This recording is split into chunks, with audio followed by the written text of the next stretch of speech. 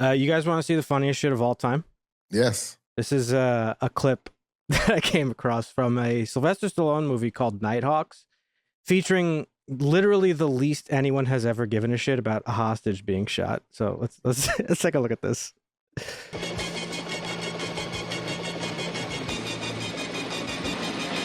This one's for you, De Silva. Oh, Christ, don't do it. Oh, God damn it, Matt, he killed her. Oh my God. Let's do that again. Bro. Oh, Christ, don't do it. Oh, Christ, don't do it. Oh, God damn it, Matt, he killed her. I need to do like full research into that. I've never seen the movie. Have you, Dusty? That's the 90s, What right? the Yeah, I'm fuck sure is I that? have. It's been a while. Nighthawks. I got to know how much he made for that movie. I got to know all about it because that is one of the most phoned in performances I've ever seen in my life. Just, oh God, don't kill her. Jesus Christ. Yeah. Oh, fuck. I saw that. I've been Bro, sitting on that that all was week. Couldn't wait. Somewhere probably after Cliffhanger. Who knows? God, that shit was funny. When I first saw it, I must have watched that about fucking 150 times, I think, during the week. Mm-hmm. That's one of them get the bills paid fucking roles. Just Yeah. Send the check. I'll do it. Yeah. Rent was due that month. Yes. The cliffhanger check hadn't come in yet, so he had. Oh yeah. He did a little shopping spree. He needed the little pump. Fuck. Give him a boost. What the hell are we supposed to use, man? Harsh language?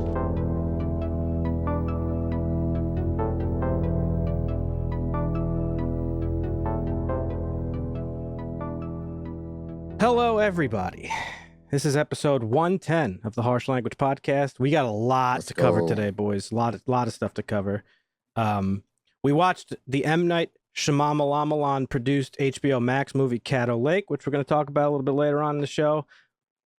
We also watched the first episode of this final season of Yellowstone, which I want to get into. And I'm calling it the series finale because it's the second half of a season that we watched 2 fucking years ago. That's and I think crazy. they're ending it here to go on to the shoot-offs or spin-offs. So I'm calling it a series finale.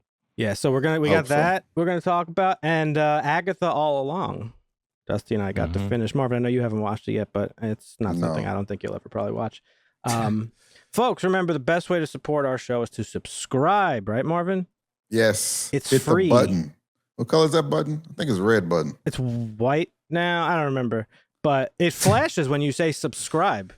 See that? And it's the best way to get the latest updates and to know when new episodes drop. So anywhere you listen to podcasts and on YouTube, please subscribe, hit the bell icon, and we really appreciate it. It helps us out a lot. How was your week, gentlemen? This week felt kind of long for me. Yeah? Because we recorded last week. We watched, what did we watch last week? I don't even remember. The Apprentice. Oh, yeah, The Election Apprentice. week. Oh, that's right. That's why the week This week was long as fuck. Yeah. Yeah, it's elections. It feels like we missed a week. That's how long this week was. Really? Yeah. Well, you know what they say, Marvin. Time is relative, and some filmmakers take that theory of relativity and interpret it in the most wacky and bizarre fucking way possible, which we'll be talking about a little bit later on. But yeah, it is. I don't know. It didn't feel that long to me. I'm kind of just.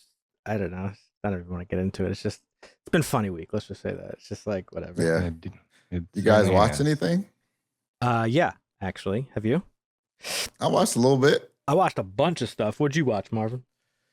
So first off, I've watched the entire season of Shrinking in about 2 or 3 days. So you liked it? Baller then? show. It You was watched both. hilarious. You watched all of season 1 and then whatever's up. I haven't watched any season 2 yet Oh, okay. because it's haven't not either. finished yet. But Yep. I probably will start it. Isn't it such a great show? So funny. Had you watched Ted Lasso or no? No, right? No, Okay. but this show was hilarious. What's her name? Jessica Williams. She's so fucking funny. Oh man, she's great. Everybody Yeah. in the show is great. No, they all are Everybody- great. Yeah. And like I said, I love Jason Segel. Me too. I love Jason Segel. This makes me just want to get into my comedy stuff again, like watching more comedy stuff. Yeah. Because I mean, there's a lot of good stuff out there. Mm-hmm. that I haven't seen. Have you guys watched any of Abbott Elementary?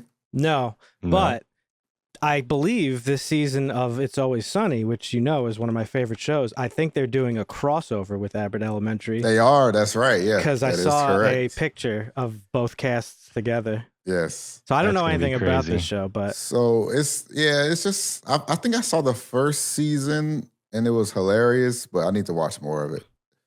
It's got the guy from Everybody Hates Chris in it. I don't remember enough about that show to know the cast. This guy, Tyler James Williams? Yeah. Oh, okay. Yeah. Did he play Chris Rock? Yes. Yep. They brought that show back in an animation. Did you know that? I did know that. I haven't watched it though. Yeah.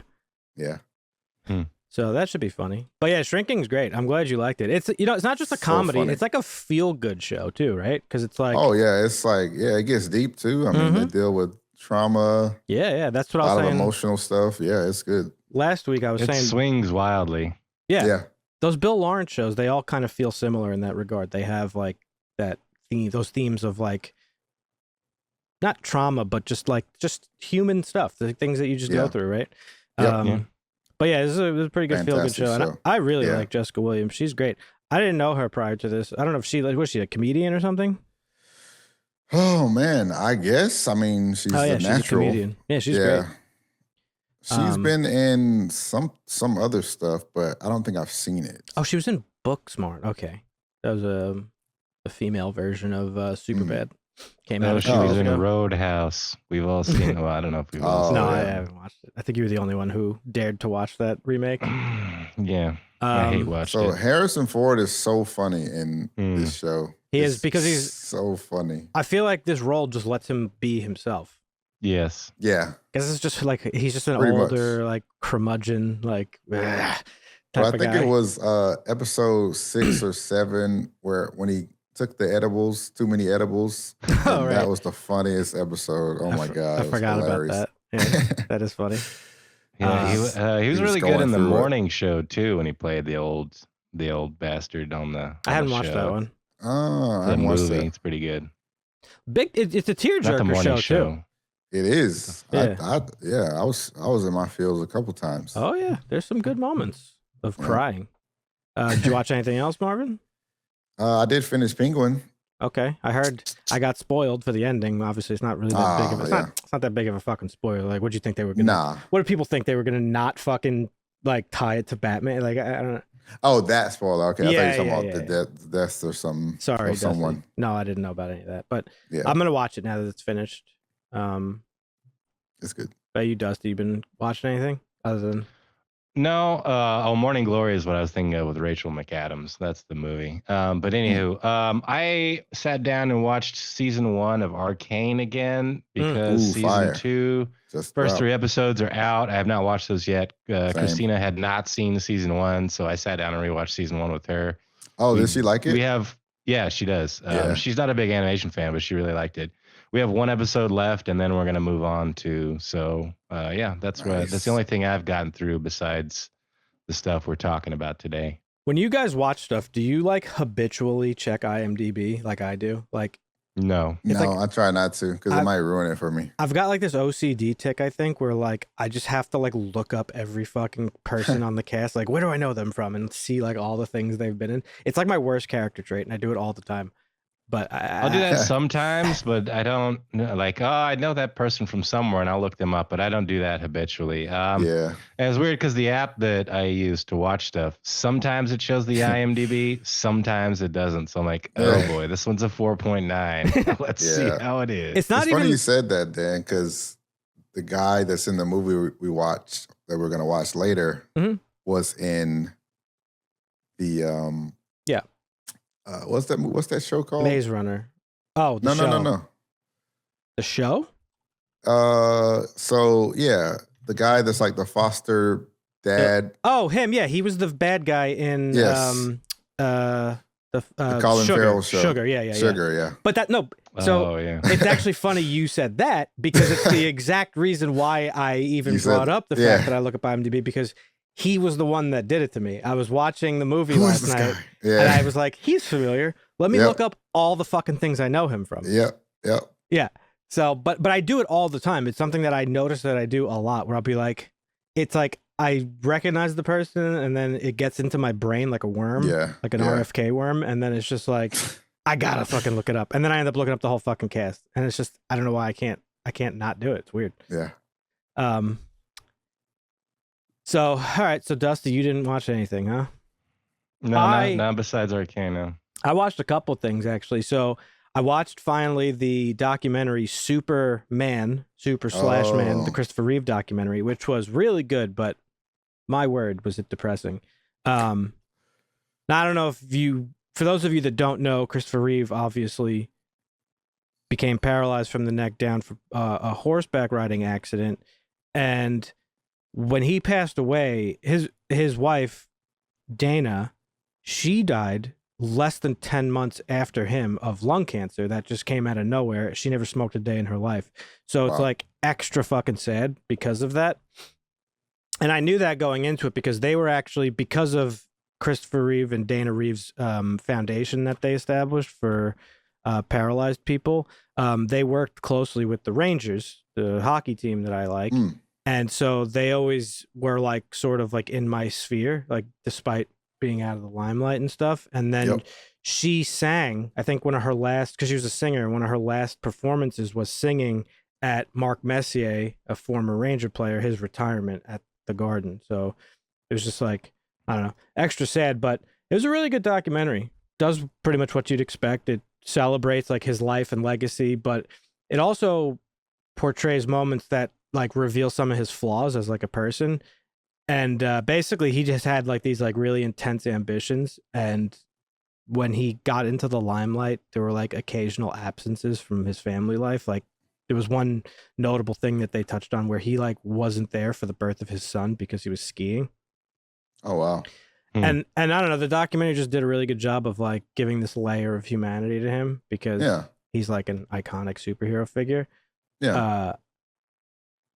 But yeah, I don't know. Mostly it's just about his like he had like a transformative journey because like obviously when he first became paralyzed, he was like, "Fuck this! Like life sucks. It's over with." But he like took that and like reshaped his perspective, and like he made deeper connections with his family and friends, and then he became a huge advocate for disability rights. And in fact, because of some of the work that he did and some of the money he raised in foundations and stuff, like people are like walking because of him, which is really cool. Wow. I didn't even. That's awesome. For the guy that, especially for the guy that played someone as. That's the thing. It's like genuine and like caring as Superman, for him to like put that forth. And because we see celebrities that are like pieces of shit off behind the scenes or off camera or whatever, right? So that's awesome for him to put that forward. Yeah. There's this cool layer to it. Not cool. It's like something that is interesting. He struggled a little bit with his image as Superman, because so he was a classically trained actor. He went to Juilliard, which is like it's like the number one performing arts school in the world, really. And I think, and so he was like a really dead serious actor and dramatic actor. And then he took the role of Superman, which he was excited about. But like, of course, people at the time in the industry were like, "Don't do that. You're going to ruin your career. You're going to ruin your career," because it's like comic book movie. Nobody takes that shit seriously. Right. But he struggled with that because after he became popular because he was Superman, the character traits of Superman were kind of like projected onto him as a person, and he started to feel the weight of not really living up to that. And there's audio throughout there's at one point in the documentary, there's audio of him saying like, "I'm not that person." And it felt very similar to the way Bob Dylan was treated by like fans and media. And it's just not just Dylan and him. It's just these larger than life people. Like fans tend to like project everything onto them. And like these people struggle with that because it's like I'm not the person you think I am. Like I'm just making music, or I'm just an actor, or I'm just this.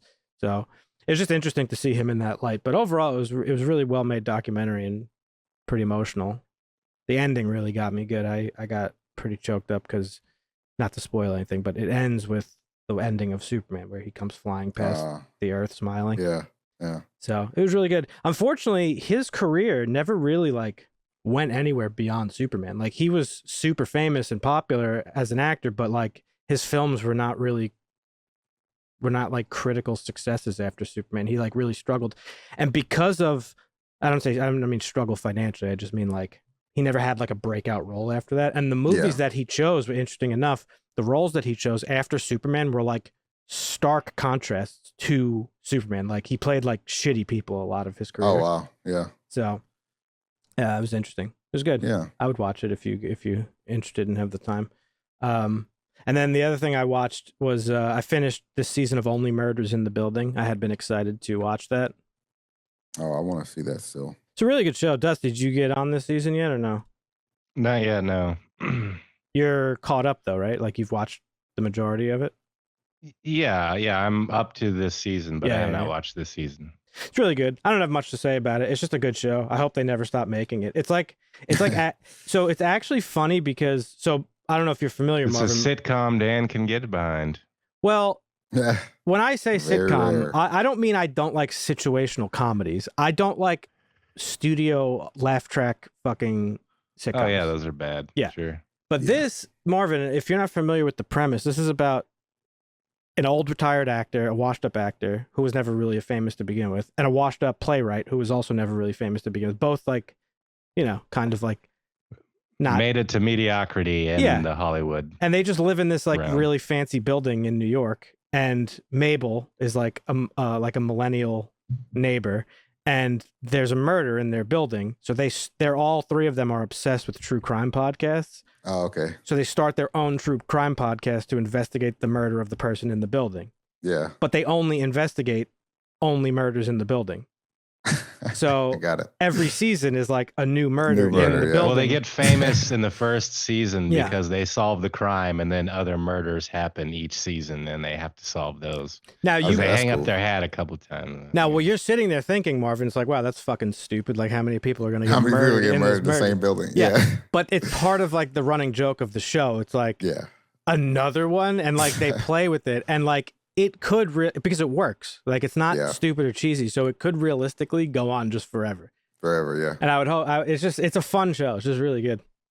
So I watched that, and then I finished, and I wanted to talk about this with Dusty. So sorry for spoilers, Marvin. So Agatha All Along was phenomenal. I just want to I'm glad you liked it. Say that out of the gate. I hadn't watched it yet because I kind of didn't care, and I think that was like the general consensus among. It surprised a lot of people because of how Disney was and everything they've released. Everybody's like, this is going to be trash like everything else we've watched, but surprisingly good. It's also like, oh, you're making a show about a character who was popular because of a song, a jingle in another show. She was a neighbor of the main character, and now she's got her own show. What the fuck? Well, she was more than a neighbor, to be fair. Like, she was like the architect of the whole thing that led Wanda to that point. To catch you up, Marvin, did you watch WandaVision, Marvin? I did not watch WandaVision. But you did a recap of it when we watched Doctor Strange, right? Right. Okay. Correct. Yep. So basically, Agatha, she's like this witch, ancient witch, and she killed her coven back in like the fucking, I don't know, 1700s or something. Salem witch trials, yeah. And her mother is just like, you're born evil, like you gotta go. And that's like Agatha's character, that she's just evil. Okay. She's just evil. Okay. Yeah. But so this show, like, I think the general consensus was like, I don't give a fuck. Who cares about Agatha? Like, I don't care. But yeah. So I hadn't watched it, and then Dusty's every week is like, yeah, no, it's pretty good. And I saw other people saying, so I finally got around to it. And man, I was really fucking surprised at how good it was. And honestly, Marvel needs to use this show as a measuring stick for all their shows going forward. Wow. Because.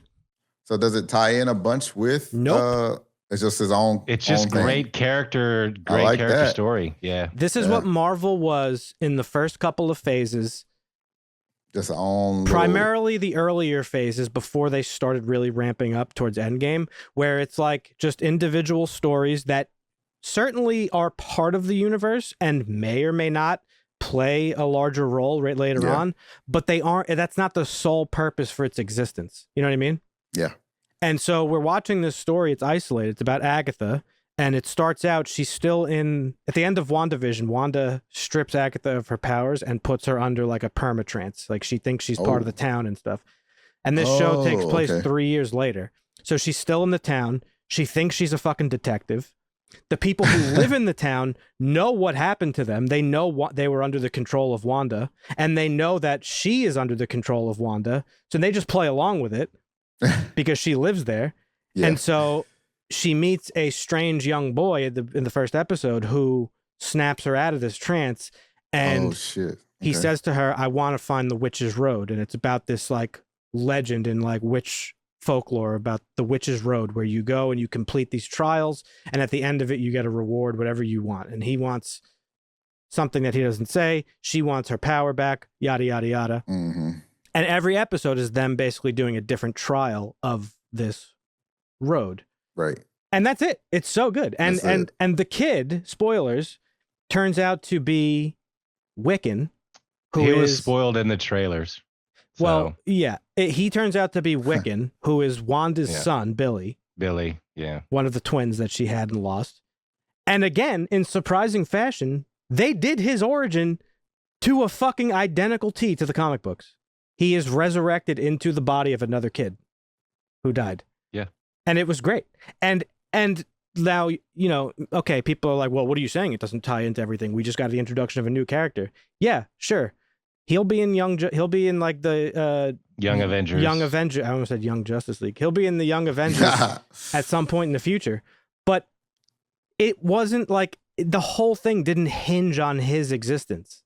Right. It was just a little crumb. Just a little crumb. Getting back to the crumbs, baby. Yeah, just like the little crumbs in those old movies where in Thor, it's like, I love crumbs. Oh, we just mentioned fucking Captain America, or it's like just little crumbs, dude. That's all it is. And it was so good. I was so happy about that.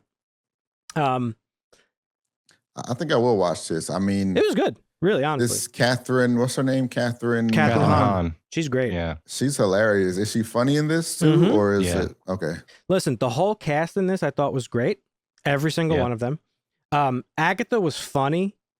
The show, it's not I mean, she was, but the show was funny. It was mostly like a horror show. Like it wasn't like straight up horror. It was more like playful horror. Yeah. But it was horror. Like it just was. And honestly, at times, I don't know if you agree with me, it reminded me of Evil Dead. Like a little bit. Like the original Evil Dead films. Cool. No, that's cool. It had that like playful, like dark humor to it. And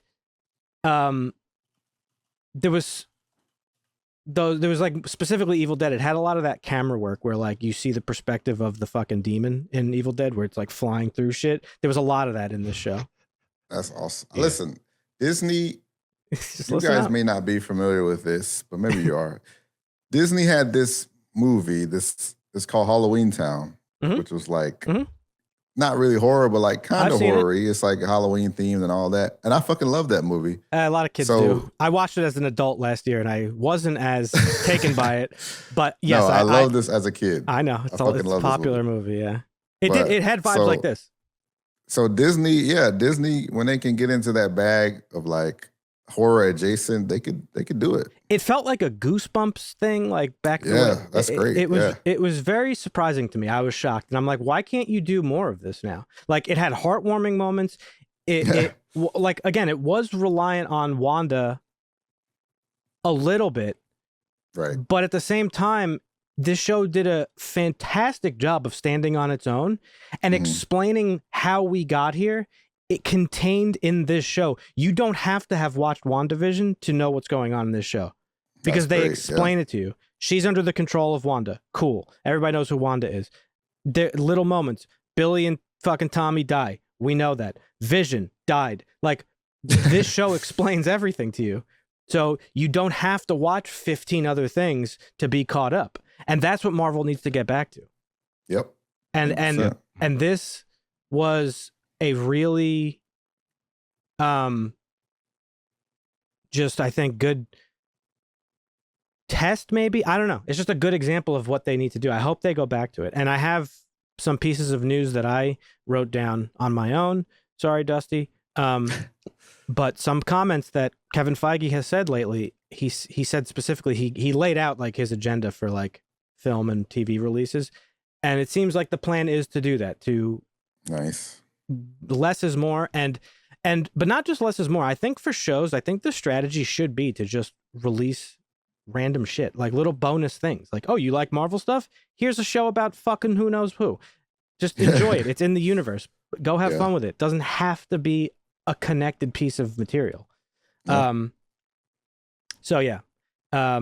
Sprinkles, baby. Bring the sprinkles back the way Marvel used to be when they were cooking, Marvin. Mm-hmm. This in all seriousness, this show it gave me a real spark of hope, because if the other shows that are coming soon are more like this, I'm going to be very, very pleased. Some of the other shows, which this show got a lot of hate out of all the shows that were planned to be released post Marvel going into these shows are going on Disney Plus, like WandaVision and everything else, Ironheart. Some of the writers were just like, oh, this is the gayest show we're going to have, which it kind of is. It's pretty gay. It doesn't really, I mean, it doesn't come off with that vibe. Like, no, certainly you're going to get that vibe because it's a bunch of women and, a gay guy. So, but at them and together, it's not like they're being flamboyant or anything. It's just, that's just part of a group of people that you would think of like that. Yeah, they're going to act like that. And it being a semi quasi musical, people were like, nobody's going to fucking watch that. The songs were fucking great. Like, there's like 6 different versions of The Witch's Road, and I've listened to all of them, and every fucking one of them is pretty fucking good. Yeah. Yeah. So this one got a lot of hate out of it, and nobody watched it out of the gate. But once people started watching and saying, hey, this ain't so bad, like the viewing for this show has been really good compared to everything else that they put on Disney Plus. And you know what else too? There were so many little nods and Easter eggs to classic horror movies, even in the title sequence, which I thought was fantastic. So it plays to like things outside of the Marvel universe as well, which is always fun. But yeah, I don't know. Overall, I really, really enjoyed it. It's a great little mini series, and they released it at a great time too, because it ran pretty much all through October, and I think the finale was the day before Halloween, and it's like a perfect like October watch. Like it was just like just actually perfect. Like I wouldn't honestly, I wouldn't change a thing about it. It was great. It was perfectly executed, and just Kevin Feige, if you're watching our measly little 700 subscriber podcast, shout out. Things don't have to connect all the time. You could watch a movie or a show and be like, oh, here's this little story that's just some paranormal shit in the Marvel universe. We know it's in the Marvel universe. It doesn't mean it has to be an integral cog in the overall machine, like Guardians Christmas special was. Just a little bonus treat. Well, that's because this felt natural, not force-fed. Like, when you go to this is the aftermath of something that happened to a main character in the MCU. Mm-hmm. All of this is like, okay, Agatha was in the town, and she kind of figured out what was going on with Wanda. Yep. And she was involved and tried to take opportunity from that. Yep. Then this is all the aftermath of that, where you're like, you don't know who this character, she was kind of a character in a comic book. She was she's a pretty big character. Babysitter. In the comics? Not really. Well, she's Wanda's I mean, I know her as she's Wanda's like mentor, really. Later on, but I'm talking about when she was like, when she came out as a character in the comics, she was just like a side character, like a nanny that turned out to be a witch. So this is just a small character of like, okay, and then here's the aftermath, and this is how we're going to develop these characters, and here's their backstory. Yeah. Which is fascinating, whereas like, a show like Ironheart is like, okay, Tony's dead. We need another smart person that wears a suit. This is going to be that person. You're going to have to like this person. This is the replacement to Iron Man. This is Ironheart. Here you go. Fucking enjoy it. They still have not released that show, even though it's been done for a couple years, because the trailer looks good, though. I'm going to be honest. Afraid of the backlash. We'll see. Maybe. And why we got Mephisto and Ironheart and not in this show. We just got to mention. It's a little perplexing to me, too, but I'm okay with every decision they made in Agatha, like I said. Great show. Highly recommend. The coolest thing that I've seen so far about this is the budget was so low for this show. And it's great. We don't need... Apparently, it's the lowest budget Disney show so far. What? Less than 40 million total. And you know what, Marvin? I couldn't have even told you that from watching it. Meanwhile, I watched fucking that Star Wars atrocity that was a $700 bajillion $80 million budget. an episode or some shit. And it felt like it was shot at a fucking Disney park on some fucking Star Wars ride. Yeah. Like, come on. Don't take a lot. No. It's 100% is diminishing returns at some point. Yeah. with this shit. So just, I mean, listen, it's very obvious, like what has happened with Disney and a lot of these companies, right? COVID happened. Oh, fuck. We got to change. People aren't going to movies. We got to fucking pivot real quick. Pump out fucking shows to get people to buy our fucking subscription service. right. And that's it. And of course, everything suffered creatively for it. And so if they could course correct, that's awesome because this was great. I'm going to watch it. I mean, and this one had some big name actors, but not really, like Catherine Hahn and Kitty from 70s Show. Like there was a couple big name actors in here, but I doubt they demanded a budget that would be in the likes of some like Secret Wars. There were some Secret Invasion, names. you mean? Secret Invasion, yeah. There were some big names in that one, and you know that Samuel L. Jackson was making bank on that, and that's one of the reasons that show costs so much money. 100%. And this is why I'm all for like picking underrated actors or unknown actors for big roles. That kid who played because Wiccan, back in the day, that would kill it. That kid who played Wiccan was fucking great. Joe Locke is his name. He was awesome. And I was going to say, and you know who was fucking great too? We didn't even mention her. Aubrey Plaza was fucking, she crushed it. I won't say who she is because it'll spoil it for Marvin, but everybody was waiting for this character because if they were doing one-to-one adaptation of the comics, we'd have met her already. For reasons I won't explain. They also spoiled her character before the show came out too, with the Funko Pop reveal. I think. Yeah, that shit always happens. Speaking of actors and shows, that season of this season of It's Always of Only Murders in the Building, the amount of huge actors that show up in this show on this season is unbelievable. I couldn't believe it. I was like, oh my god, is this person? I love a big name cameo. Those are the best. Big name cameos are the best. Not a main role. Yes, 100%. Yes. I meant to say it because that show, Only Murders in the Building, it's so popular and it's getting so much love that like I think everybody just wants to be in it. Just wants to be involved. Yeah. Good marketing. The last thing I'm going to say about Agatha too, that really, I think my favorite bit about it is that I opened this conversation up with telling Marvin, Agatha is just evil. She's just a bad person. Her whole life purpose, Marvin, is to basically suck other witches dry of their magic and power to strengthen herself up. That's why she went to Wanda in the first place, because she realized Wanda was the Scarlet Witch, who was a legendary... The MCU treats the Scarlet Witch as like a spirit that like takes over somebody's body, and Wanda is this Scarlet Witch currently, and that's like giga power. That's why Agatha goes after her. Okay. The show ends. What do they call Wolverine and Deadpool and Wolverine? What? It's like a Nexus being or whatever. They've changed it 56 times. Doesn't matter. But Agatha, by the end of this show, she doesn't have a redemption arc. They had the fucking balls to just stick with it and end it with like, she's got a little bit of a heart of gold, but she's still a fucking evil witch. Like, she's not a good person. And they end it like that. Well, and it was great. I'm so happy they stuck with it. And it's just like Loki got a really good redemption arc, right?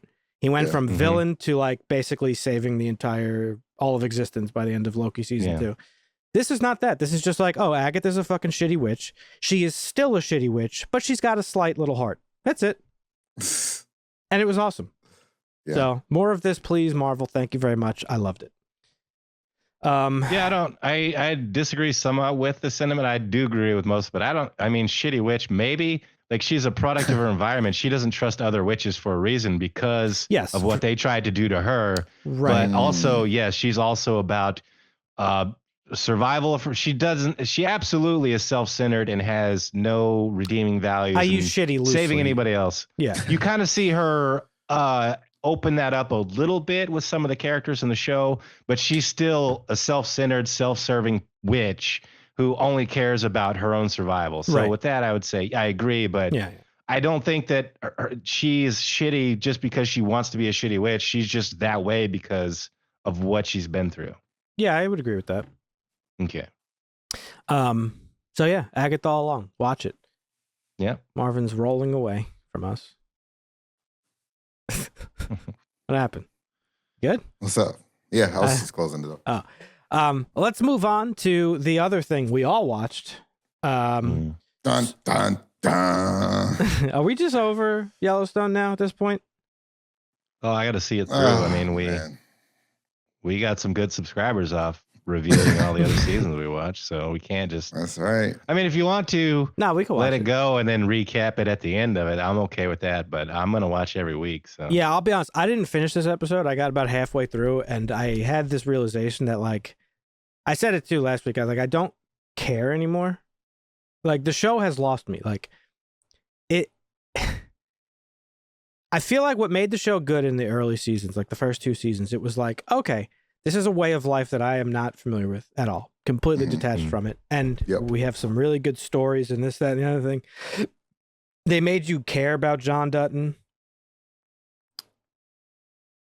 And progressively, that went away more and more. Really, what happened was at the end of that, season 2 finale, where like the hit squad comes and fucks them all up. Beth gets fucking blown up. John gets shot down in the fucking street. Casey gets fucking attacked in his office. Also lives. Remember how excited we were for that season 3 premiere? We were like, oh man, Casey's gonna fucking go ham. He did nothing. There was nothing that happened. They just hiding in a bush waiting for Dad to come home. He was in a ghillie suit in a field. And then like later on in that episode, they killed a couple people and that was the end of it. And they got the son back. Yeah. And it's like, okay, whatever, fine. But then Marvin made the joke, and it always stuck with me, the fucking Dutton Avengers. They just, nothing phases these people, okay? And they turned John Dutton into a character that I don't even want to root for anymore, because honestly, at the end of the day, these guys, like, the whole show is about, like, gotta preserve. Well, you don't have to root for him anymore. Well, yeah, we'll get to that in a second. Preserving this way of life, like, Rip said it in the episode. Well, actually, the moment I turned it off, Rip is like, with the kid, where the kid's petting the horse, and he's like, I told you. That was so forced. I told you cowboys didn't exist. And he's like, they might not soon enough. It's just like, dude, what is this, a South Park episode? Like, I don't, it was just. So you missed the petting zoo part? I know, I got to that. You saw that? I got past the petting zoo part, and then I turned it off. I turned it off like right after like Jamie was like fake crying about the fact that his dad committed suicide. So spoilers.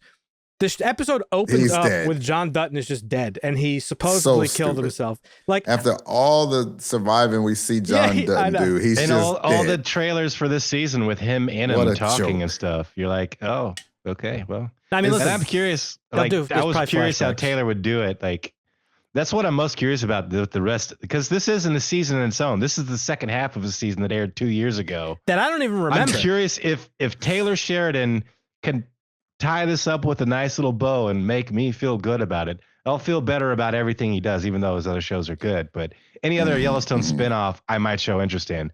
But if he fucks this up, I really, I don't really have much interest in any Yellowstone spinoff. So you know how when you break up with somebody or they break up with you, like the longer that, like the longer you move on from that, you know, say time heals all wounds, and like the longer you are removed from the breakup, the more you look back on it and like, what the fuck was I even doing with that person? Yeah. I've even had experiences where like I was fucking attracted to that person. Like, what the fuck? Like, right. That's how I feel about this show. Like, Dusty just nailed it. Like, 2 years ago was the fucking first half of the season. Now I understand there was the writer's strike and there was COVID and there was fucking, what's his name, being a fucking idiot. Richard, what's his fucking name? Richard Gere? The fuck? No, not Kevin Richard. Costner. Kevin Costner. Richard yeah, Kevin Costner.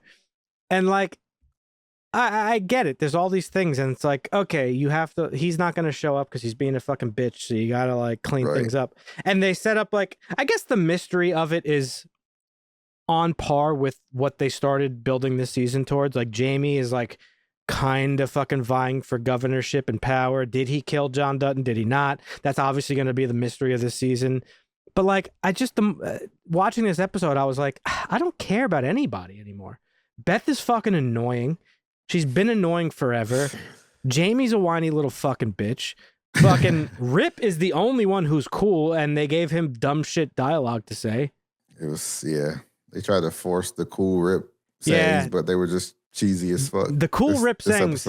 I'm glad you felt the same thing, because I looked up the one where he says goodbye to what's his name, where he was like, cowboys don't say goodbye, they say see you later. And that shit was so fucking badass. Or when the two guys were scrapping in that one episode, and he's like, What did he say? He says something like, "You got a problem, you fucking come to me," or something. Fight me. You want to fight somebody? You want to fight somebody? Fight me. Yeah. Rip was once a cool guy. Everybody wanted to be Rip. Not anymore. Now he's fucking saying some fucking cheesy forced ass shit. Should have never gave him that house. God knows what the fuck is gonna happen to Jamie's wife. She's been like fucking crying about some shit. Jamie's wife. I mean, Casey or Casey? Jamie? I'm sorry, not Jamie. Casey. Casey's like the only character. She lost a baby. I understand. But no, she was getting ready to divorce him because he like went on his like spirit quest or whatever. Yeah. And like, and Casey, the one character who could be redeemed very easily, give him a fucking gun, let him be John Wick, and fucking get revenge on all these motherfuckers. Like, they just refuse to make him cool anymore. They might. Well, they're turning. This season might go to that. Yeah. He's like he's having the family. You know, he has to choose his family. Over the land. Yeah. The ranch. I'm being. They just keep showing him looking at wolves and shit. And I'm like, okay, we get it. He had a fucking native journey. Yeah, dude. We get it. Like he's connected with the wolves. I'm trying to be funny, obviously, but like, I don't know, just all the elements of this show, like are starting to really lose me. And at the end of the day, like this message of like, we're losing our way of life. Like, you're fucking billionaires, guys. Like, what are you talking about? You own a piece of property that would make you fucking Elon Musk fucking rich. Like, I don't feel bad for you, bro, that I'm, I don't know. I barely have health insurance, guys. Like, you guys are fine. Right. I don't know where they're going to go with this because I feel like, if I remember correctly, they've pretty much confirmed that Jamie got the chick he's fucking to kill John Dutton and frame it as suicide. They heavily implied it. So I'm like, where are they going to, what's there to explain? You've already told us everything. We know John Dutton is dead. We know that someone was hired to kill him and frame it as a suicide. Like, what else is there to tell us? The implosion of the rest of the family and the aftermath of it and how they walk away from. Because I don't feel like they're going to be able to keep the land. I think he's going to write this as a sad ending, and they fought so hard to keep it and lost it in the end. Probably. And they're all just going to walk away, and then he's going to do a spinoffs of, Squad 6 Ranch and whatever else. I don't get why they're trying to make, like, Jamie is not a good Jamie is not a good villain. Like, nobody cares if he wins or loses, really. I don't really give a fuck about Jamie. He's a bitch. They're trying to make him like the big bad guy, but like, I don't really have much interest in seeing like, their Dutton families versus Jamie. Like, I'm not a writer, but if you look at it from a writing perspective, right? It's like you always end, especially in television shows, like you always have to like outdo the last thing. Breaking Bad did it. Breaking Bad happened to do it well. It's like first he starts out with Crazy 8 as like the baby games entry level villain. Then it goes to fucking Tuco. Oh, Tuco's fucking crazy. Then he meets fucking Mike, and Mike is like, oh, fuck, Mike doesn't fuck around. And then you realize Mike works for Gus, and Gus is like fucking Thanos. And then he's fucking dealing with the whole fucking cartel and like the Nazis. So like they do that well. This show's version of that is like real estate mogul, Native Americans who want their land back, who are like well-connected politicians. Fucking now the actual U.S. government. And then it's like, what's the next level of that? Is like, the call is coming from inside the house. Fucking Black Christmas bullshit where it's like, it's Jamie, our own family's after us. Like, I don't know. They're really stretching this Jamie thing out, and like, I think I understand what he did to Beth was bad, but it's like he was also a kid that just was taking her to get an abortion. Right. Like it wasn't like entirely malicious, right? They're trying to paint him as like, oh my God, he's so evil and all this. And it's like, it's just not feeling he's been painted as the outcast of the family, one, because he's not a part of the family. He was adopted, but also because his self-interest conflicts with the family ideology of anything for the land. Whereas he's like, I'm going to do some things for myself, for my own personal gain, because I'm my own person and I want to live my life. And you're supposed to feel hatred or animosity towards him for that, when he's really just looking out for himself, because he knows at the end of the day they might fuck him because he's not one of them. But let's not forget, though, she drove Jamie to this. And which is what I don't understand. The show is not painting her as having fault in any of this. She's the one who led him to this. Because he was on board. He was fucking John's right-hand guy. He was his established piece in government. He was like doing the stuff for John. And then all of a sudden, she's like, you're not one of us. And da-da-da-da. And like starting to insult the shit out of him. And all of a sudden he's like, well, all right, well, if you feel this way, then I'm just going to fucking do my own thing. Like, he loves his father, I thought. And last season, I mean, the beginning of the season kind of made me feel that way, that he didn't want to be doing all this stuff. And there were like plenty of times where he was like begging Beth to be like, yo, let me fucking help. Like, like, what are you doing? Yeah. So it's like, I don't really understand the direction that this show took. And I think maybe the premise was just stretched a little too thin. One or two, like having to defend my land, like 1 or 2 seasons of that. Cool. It's season 5 now. It's time for it to go. You kind of see a level of escalation in the character development. Like Jamie is a guy who accidentally killed somebody and had to cover it up, then intentionally killed somebody and covered it up willingly. And now he's like this darker person, whereas you find out like even Beth didn't realize the scope of what the family was doing to protect the land because she had no idea the fucking train station was. Right. And even Jamie did. So there's varying degrees of what everyone's willing to do, but I don't know. A little weird. Yeah, so I don't know. What happened in the rest of the episode? Can you give me like a brief little synopsis? I literally stopped it like right after his like press conference, and I was like, I'm done with this.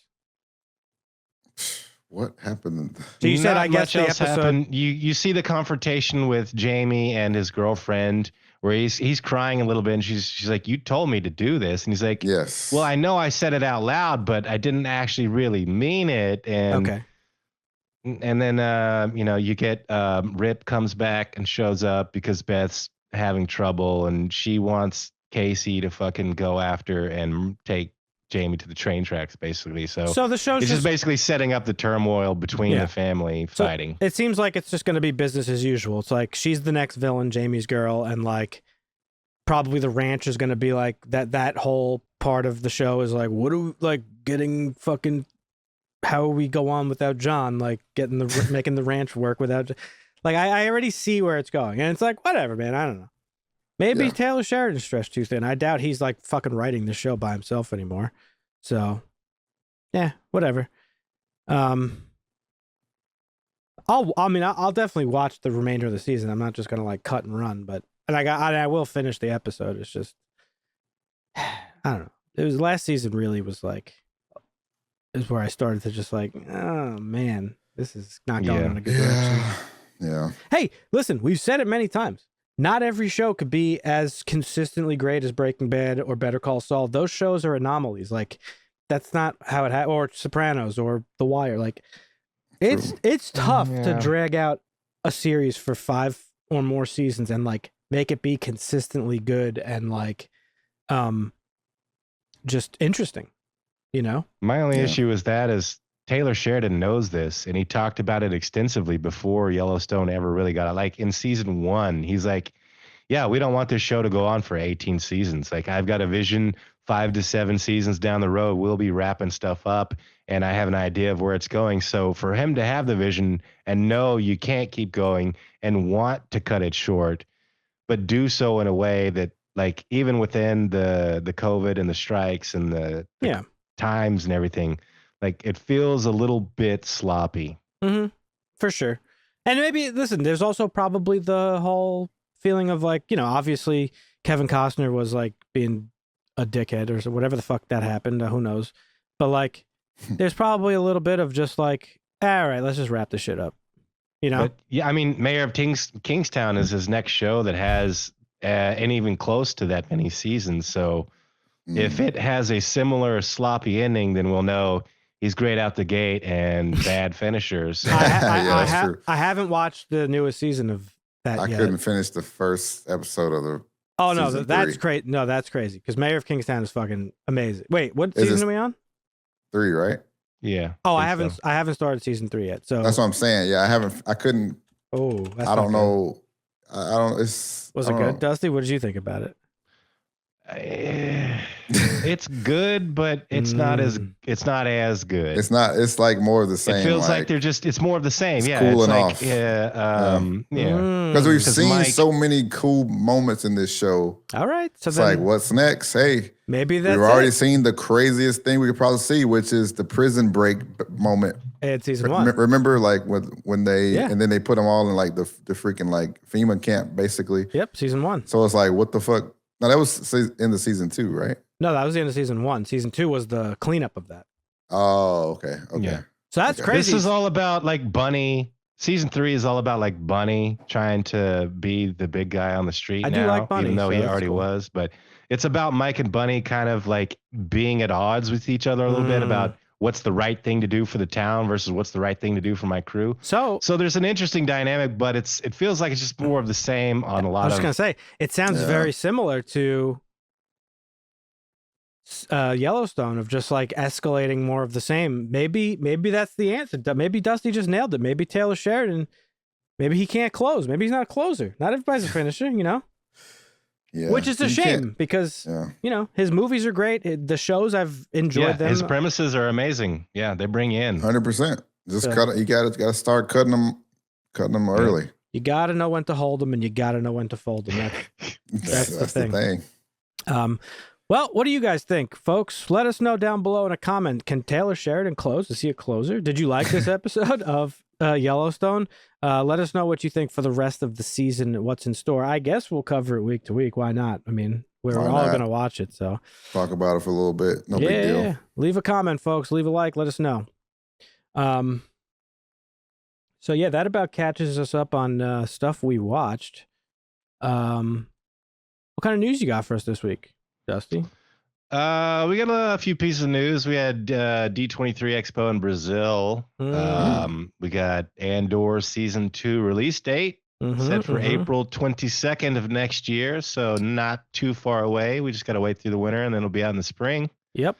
Nice. And we had some trailers also come out. Captain America: Brave New World and the Thunderbolts were released. And they were on YouTube and X. You can go watch them right now. We also got Mission Impossible: Dead Reckoning and Peacemaker season 2 teaser, as well as Star Wars Skeleton Crew. Oh, and even What If season 3 trailers. So lots of trailers to catch up on. I have just to add on. How the fuck do I extend this? What the hell? Oh, there we go. Just to expand on what you were talking about with Andor. So apparently, April 22nd is the premiere officially, and has 12 episodes. Takes place over 4 years, and a year passes after every 3 episodes. So, I would imagine they're doing the Arcane, like every 3 episodes is a chapter that takes place, and there's a little time jump. Yeah, and I'm assuming that this is going to be the last season because, I mean, that type of time jumping will probably lead us into Rogue One, I would guess. Yeah, this is going to end with Rogue One. Yeah. Yeah. Well, I'm saying this season is the last one. Yeah. So yeah, a couple of trailers. Honestly, listen, I think, and I know this isn't the popular opinion, but Captain America: Brave New World doesn't look fantastic to me, but I think it's because they're trying to force it, at least in the trailer, to have the feel of Winter Soldier, and it's like, you're never going to match Winter Soldier, so stop.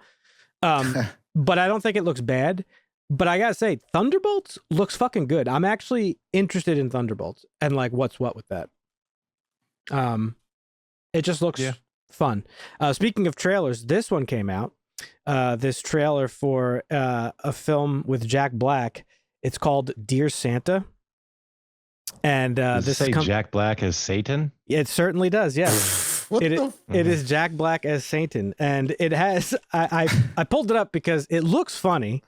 I typed in Dear Satan. It's Dear Santa. Jack Black is hilarious, and we've recently been getting these like Christmas, I guess, movies with Christmas movies with a spin. We got that one we watched last year, which Red was, One. Red One. The one we watched last year with what's his name from Stranger Things, where he was like, oh yeah, which one was that? Oh, come on. unmemorable. That's what it was. No, we liked it, I thought. The one with fucking what's his name? This guy. What's his name? Please, Lord. David Harbour? Yes, the one with David Harbour. Oh, you're talking about the horror Santa Claus. Violent Night. Yeah, Violent Night. That was a great one, yeah. Yeah. So we've been getting these like spins on Christmas movies, and this is a funny one to me. When a young boy mails his Christmas wish list to Santa with one crucial spelling error, a devilish Jack Black arrives to wreak havoc on the holidays. So that's good. The kid writes a letter to Satan instead of Santa, and it's fucking funny. That's a funny That's a good premise for a story. Yeah. And on top of it, it's Bobby Farley, one of the Farley brothers. And we recently talked about the Farley brothers when I watched the movie with fucking You Can't See Me. What movie was that? You talking about John Cena? Yeah, what movie was he in recently? The one with John Cena where I said it reminded me of like a Farley's brother movie. It was like really silly. Can't remember the name of it. Oh, Ricky Stenicki? Yeah, Ricky Stenicki. So like the world is in desperate need of silly Farley brothers comedies, and this seems to have the makings of that. Watch the trailer for it if you haven't. It looks fucking funny. And it's actually, you know how I know it's going to be funny? Because it's got a bunch of people riled up on fucking Twitter being like, fucking Satan in a kid's movie's too far. It's like, too far. Shut the fuck up. I rebuke this in the name of Jesus. Oh, yeah. You see the comment? I rebuke this in the name of Jesus. It looks fucking funny. So speaking on trailers, I had that one queued up. That is funny. What else you got for us there, Dusty? Well, speaking of trailers, somebody asked James Gunn about all these trailers being released and say, what the hell is going on with the Superman trailer? Yeah. Apparently it's ready for release. He replied with, it's on my hard drive, but seriously, all three of those projects come out months before us. So what you're asking is kind of ridiculous, but he said the trailer's ready. So I would imagine that we'll have it by Thanksgiving. According to Big Screen Leaks, Superman is coming before 2025. My guess would be December 5th, which is the finale of Superman and Lois. I don't think he's going to run this trailer while that show is in its final season. I think he is going to be respectful to that show's ending. I don't know. I think Thanksgiving is it's one of the biggest movie days of the year. It's possible. Yeah, maybe. So that's why I'm predicting that. But it could be like, you could wait till December. I want the trailer. I mean, listen, I want it like I need it. I need it like I need air to breathe. I need it to come out. But we're talking about the difference between a week or two, right? Because the last Thursday of November is like a week before December 5th. So. You know, while we're on the topic of trailers, I'm going to jump in because I'm sure you don't have these pieces of news here. But jump in. Recently, the trailer for Robert Eggers' Nosferatu came out. We discussed it briefly and how good I said it looked. Looks fucking scary. But now reviews are coming in. Early screenings of Nosferatu. Robert Eggers' Nosferatu is receiving rave reviews from critics. It's being called hypnotic, devilish, and, quote, the scariest movie since The Shining. Now, look at Marvin's fucking Dan, you hype up these horror movies every time. Like, this is supposed to be the best one of the year. It's supposed to be the best one of the decade. And we watch them like, man, that was some bullshit. You got to let me finish. I'm saying we've dealt with that a lot this year. Twice, actually. Late Night with the Devil. Late Night with the Devil. One of the most disturbing films of the year. It was good, but it was like not. It was good. It was okay. And then Longlegs. But fucking people were sick during this movie. Yeah, okay. But now we're starting to see that with this. Now, here's the thing. Couple of little things to note. Robert Eggers, a fucking destroyer. We love all his movies. They're fantastic. Yep. Yeah. Here's the big one, though. Now, Dusty's going to get a kick out of this. We've been talking about him a lot lately, but Fede Alvarez has tweeted, Nosferatu is now my favorite horror movie of the year. No, okay. So that's an interesting one. Yeah. So listen, the movie's going to be good. There's just 0% chance it's not good, but whether it's the scariest movie since The Shining is a little ridiculous to say, but I'm pretty hyped for this movie. I'm not going to lie to you guys. So, yeah, I mean, I could bring up quotes about the last voyage of the Demeter. I'm sure you can. About how great it was before it came out. And then that is funny. I think I'm the only one that watched it, right? Or did we review it? No, we reviewed it. We reviewed it, yeah. Okay. And it was not good. No. So I've never seen the original, obviously, but no, I mean it's not a movie like you're gonna watch. It's a fucking silent film. 1922. Yeah. Wow. He's a very. I mean, it's a famous movie. He's and but yeah, this is Robert Eggers is one of my favorite filmmakers today. Like he is why I'm excited for it. He has a real like grip on horror, and we talked about Marvin. We watched Salem's a lot about how like we want to see vampires be like scary again. I think this is going to be that. So all right, we'll see. Yeah. Back to you, Dusty. What else you got for us this week? All right. So speaking of D23, our guy Brad Winterbaum was talking at Cinepop at D23 Brazil on a possible, which we were talking about earlier, Loki season 3. They asked him if there was going to be a Loki season 3, and he says there's always a chance. That's really all the information he said. So that's a real good non-answer. But Tom Hiddleston was asked about it on Collider a little while back, and he said there's a kind of a closure, and the broken soul that he started out with in the very first Thor movie is healed because he's always been a character who doesn't belong, and finally he finds a place to belong and people to belong to. So I felt very happy with that conclusion of that. So I don't know if Hiddleston would even be interested in coming back unless they have something like really good for Loki, because I just got done watching this with Christina. She's starting to catch up on some of the Marvel shows, and she thought Loki was amazing. Oh, you hadn't watched season 2? No, I had. I just rewatched it with her because she hadn't seen any of it. No, it's really good. I haven't seen any of it. Oh, yeah. So it's an amazing storyline. This is one that doesn't need a season 3, but if they bring like Hiddleston, he's an amazing Loki. If they bring him back, I'm not going to complain because I imagine he wouldn't come back unless it's something good. Completely, but you never know. Completely separately from this, because I hadn't seen this bit of news. Is that I was just thinking on my own. Kind of, it's a shame what had happened with the way everything played out with Kang, for many different reasons. It sucks that he's a alleged fucking abuser. That sucks. It sucks that he's convicted, but whether or not, it sucks that Disney really sloppily handled the multiverse saga up until this point. Yeah, and just how it all came together, like. Kang could have been a cool fucking villain had they just done it. He is a cool villain in the comic books, and like, had they just followed the same strategy they did to get them here, it would have been fucking great. And it's just kind of a shame how it all played out because, spoilers, Marvin, but season 2 of Loki just ends. Kang's a big character in Loki, and it's like, well, one of his variances. And it just ends with like on a whimper where they're like, they just wrote him out of existence, where it's like they mentioned the Kang from Ant-Man and the Wasp. And it's like, there's like a brief little piece of dialogue that's like, oh yeah, somebody on Earth 616 dealt with him. We won't be hearing from him anymore. And it was just like, oh, okay. So they just like wrote this guy out of existence now. And it was just, it's kind of fucking lame. And you know, I don't know. We'll see what happens, but we got Mephisto and Death really as the two big. Yeah. I was surprised they mentioned Mephisto. It was just so casual too, because we've been waiting for like fucking, I don't know, 6 years to hear his name because we thought he was part of all this shit. And we thought he was going to be in WandaVision and everything else. And she's like, she's Mephisto's slave. It's like, oh, okay, cool. Mephisto, Marvin, if you don't know, is the devil of the MCU. Okay. Or the Marvel universe. He's the devil.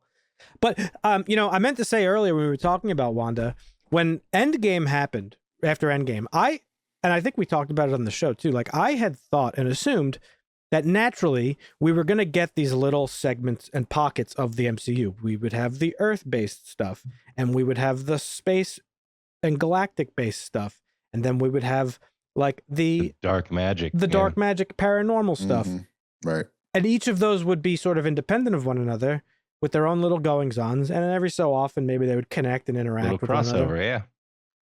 And like they just haven't done that. And Agatha felt like the first step in that direction, which is why I was really, really happy with it. So anyhow. All right. What else you got? I have some other Marvel news too, if you know, unless you're done. Not done. No, go ahead. So Kevin Feige, apparently, I guess it was D23. I've seen Kevin Feige fucking quotes for like 3 days straight now. One of which was, quote, "We're committed to Blade. We love the character. We love Mahershala's version of him. I can say that the character will make it to the MCU." So, yes. Thank God. Wait, Blade or Mahershala's Blade? Because that's not clear. Yeah, well, he says we love Mahershala's version of him. I can say the character will make it to the MCU. Oh, yeah. Safe to assume. Yeah. It's more non-news news. Yeah, I'm tired of reporting on Blade until we get like confirmation of what actually happened. Give us a fucking trailer already. It was just interesting. Yeah. Another quote about Fantastic Four first steps will take place on Earth 616. Quote, "This movie is less about them entering 616 for the first time, but returning home," which is interesting. Earth 616 is the main Earth where all the stuff takes place. And I think people assumed that this was like a multiversal story. But some people were saying like, no, they're from Earth 616, just removed from it somehow. So seems like that was sort of confirmed. Yeah. And the thing that I mentioned earlier during... Got it right. What's that? One of the leakers probably got it right. Yeah. The thing I mentioned earlier, we were talking about Agatha. Kevin Feige says the MCU's output will be 2 films and 3 series a year going forward. 2025 is an exception because all the projects were ready for release. So that, I mean, see, now that's, I think, a good... That's a confirmation because we reported on that one before. So it's good to hear from his voice. Yep. And it seems like the executives over there are on the same page. So that's cool. We got to have hope, folks. Maybe the ship is being righted. Still no word on that next special presentation, though. No. And then the last thing that I took note of, which I think is interesting, and this is from your boy or gal, My Time to Shine, hello, is that Nick Cage is now in active talks to come back as Ghost Rider. So completely rumor and hearsay. But I also saw another rumor that said Marvel is obsessed now with Channing Tatum's Gambit. So, I mean, listen, Nicolas Cage will come back as Ghost Rider in Secret Wars. Yes, 100%. Whether he's going to be every variant they can in that movie, of course. Whether he's going to be the MCU version of the Ghost Rider, I don't know, and I hope not. I hope it should just be fucking Norman Reedus. Like, there's just no reason for it to not be him. Yeah. But we'll see. Those are just some rumors that I would like to see Jackman and Cavill both show up as Wolverine in that movie. That'd be great. I can see our guy from Bike Riders, Austin Butler. Oh yeah, Austin Butler. Yeah. That's a good one, Marvin. That's a good one. That's a good one. Yeah. Props. Thank you. All right, what else you got for us, Dusty? Let's see. I could turn it over to horror here. Smile 2 performed better than the original. It's a film we talked about. Yeah. People are like raving about this movie in horror circles, like saying it's like really good. Yeah. That's promising. Because it did better than the first, we're likely to get a green light on Smile 3. Of course. Director Parker Flynn has made clear what his plans are for possible future installments. When asked about it, he said, "Well, I will say this. I think there are a lot of interesting roads that any future Smile could go down for me. I love all the stuff that goes bump in the night and all the really frightening things of the big concept of Smile and the Smiler. But really, for me, Smile is a vehicle to tell really intense and hopefully thoughtful character stories. And so I'd want to make sure, regardless of if more than one person might have it, that we still find a way to really invest intimacy into the storytelling. That's super important to me, but I think there's some really interesting tricks still up the sleeves of Smile." I hate Hollywood speak. Like, it's so annoying. It's like, you don't have to make it that deep. You're not going to tell fucking interesting character stories. Stop it. Yeah. And that came from comicbook.com, and there's some spoilers about Smile 2 in that, which I haven't seen yet. So we're watching. Scheduled, isn't it? Yeah. I just got that one quote from him because it said he's got plans for Smile 3, which would be the intimacy of the characters in Smile and the Smiler itself. So yeah, it's our last movie of the month on the 26th. Folks, friendly reminder: if you want to be reminded, of new episodes. Hit the subscribe button. You could even join our Discord. Link will be down below. We list our schedule for the month, so you can watch along with us. You, my friend Dusty, have to pick the movie we're going to make Marvin watch this month. It's your turn. Yep. Yep. Marvin, you have not seen Scent of a Woman yet, have you? No. Oh, shit. Oh, shit. Scent of a Woman. Probably not. This is Al. Oh, absolutely not. Okay. Absolutely Well, this is Martin Brest. Now, before you say absolutely not, he directed Beverly Hills Cop, which is my favorite fucking movie of all time. Yeah. And he's put out some bangers. I wasn't saying it as if it's a bad movie or anything. I saw the cover art. And I had a couple of holiday-ish movies in mind. A Grumpy Old Man, Castaway, which I imagine you have seen, but I don't think you've seen Grumpy Old Men, and Scent of a Woman. But this is it's a great movie, and it's holiday-ish, so we'll put that on the list to watch. This is what we're watching next week? Yes, Scent of a Woman. Yeah. All right, there you go, folks. You heard it here first. Marvin will be watching Scent of a Woman for the first time next month. This might be Mike Dan watch too. I've seen it. I just don't remember it at all. Like I remember vaguely. Let's go. It's good. So, yeah. All right, cool. All right. On to more news. Arcane season 2 has launched. We were talking about that a little bit earlier, but sadly it is also ending. Oh, really? That's quick. During confirmation of a season 2 renewal was also news that it would be the final chapter in the story. This is like one of the most successful Netflix shows, so the announcement's kind of a bit surprise for most, right? This is that's insane. I know it costs a good amount to make the show, so that's probably. This is the one based on League of Legends, right? Correct. Yes. Yep. And there are several characters that have several story arcs, and they did a very good job on most of them. Netflix is fucking funny because they will cancel a show that's like super popular because, I mean, listen, League of Legends is like one of the most fucking popular games. It's the most popular game on the planet, pretty much. It's the biggest esport game in the world, yeah. I would argue it's just the biggest game in the world, maybe next to like Minecraft or something or Fortnite. But yeah, I don't know. That's weird. I mean, it's so bizarre to me. I don't think the world will ever know like how Netflix like calculates the things they want to invest into. Any streamer, really, for that matter. Yeah. All right. What else we got? Yeah, series co-creator Christian Link. He elaborated on this. He said, "Well, I had a story in mind with a beginning and an end. I think it was really just the character arcs. We knew there was a specific thing we wanted to do, and we talked about this with Taylor Sheridan as well. We didn't necessarily have a specific episode count in mind, but we always knew it would be a finite story.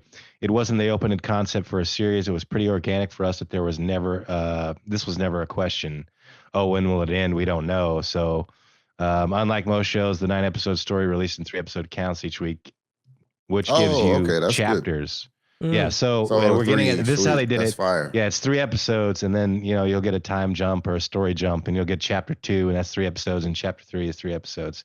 That's how they did it last time. Good. So I like that. Yeah, I like the way I love the way they did Arcane. It's one of the shows where if you want to look at a director or producer and say, "Hey, your show's not that good. Look at this show. They did an amazing job." Like Arcane is a model for how you write and produce and release a show that people 100%. Like, in my opinion. But anyhow, I wonder. I think I feel like they're ending it maybe like because obviously Riot owns all the IP, right? So yes, it's not like Stranger Things where it's like original IP for Netflix. So their return is probably less on it compared to something like Stranger Things. Doubt they can make a video game on their platform that players can play because Riot's like, no, the only games that we're making related to League of Legends are coming from us. Exactly. Yeah.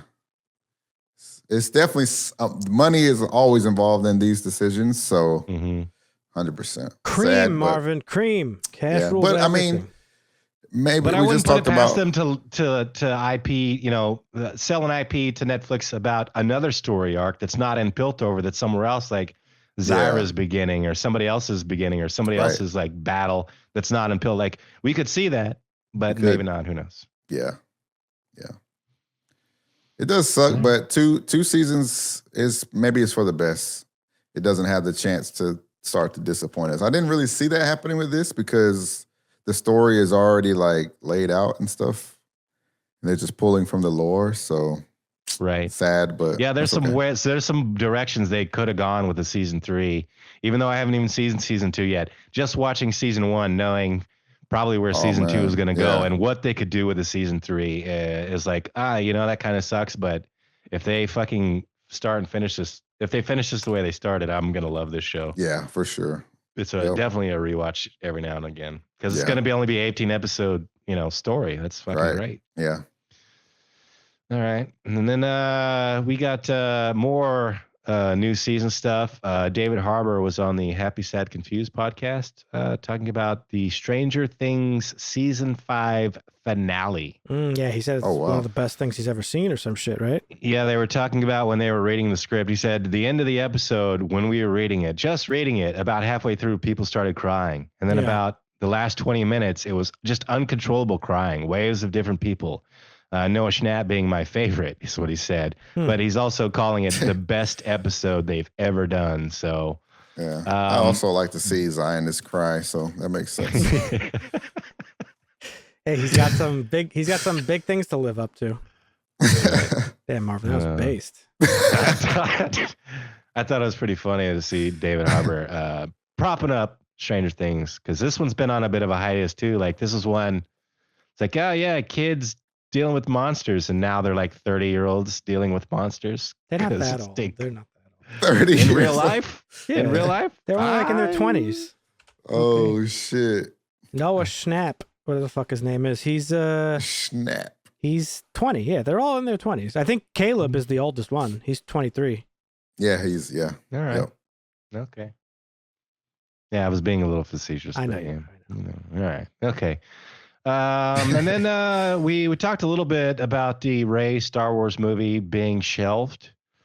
Now we have news that a new Star Wars trilogy is on the way. Insane. It's going to be a Rey story. We don't know. Yes, we What do. we do know, Simon Kinberg, who has done Mr. and Mrs. Smith, Jumper, and a number of X-Men films with 20th Century Fox, and also Star Wars Rebels.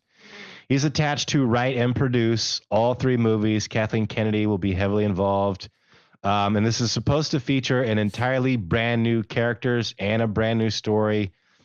But they're going to have to tie in some old characters somehow, whether that's Rey or any of the legacy characters. I don't know. But we do know we are getting, it's been a while since we've had a Star Wars movie, and it's going to be a while till we have another one. But we got a trilogy on the way. So I can't find. You think Disney will ever bring back Jar Jar?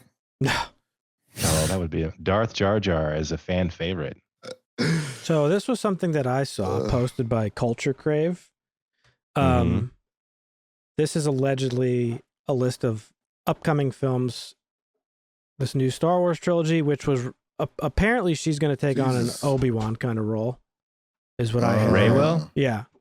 Okay. wow. We got the Mandalorian. Well, yeah, because the rumor, the movie that was canceled was supposed to be her trying to kick up a Jedi training facility, kind of like what we saw Luke do in The Mandalorian. Yeah. So Seems like they're gonna try to disconnect themselves as much from that trilogy as possible, the new trilogy, and just make it so that, okay, Rey's the Jedi, she's rebuilding like what Luke started, and that's that, and like kind of just like forget that ever happened, everybody.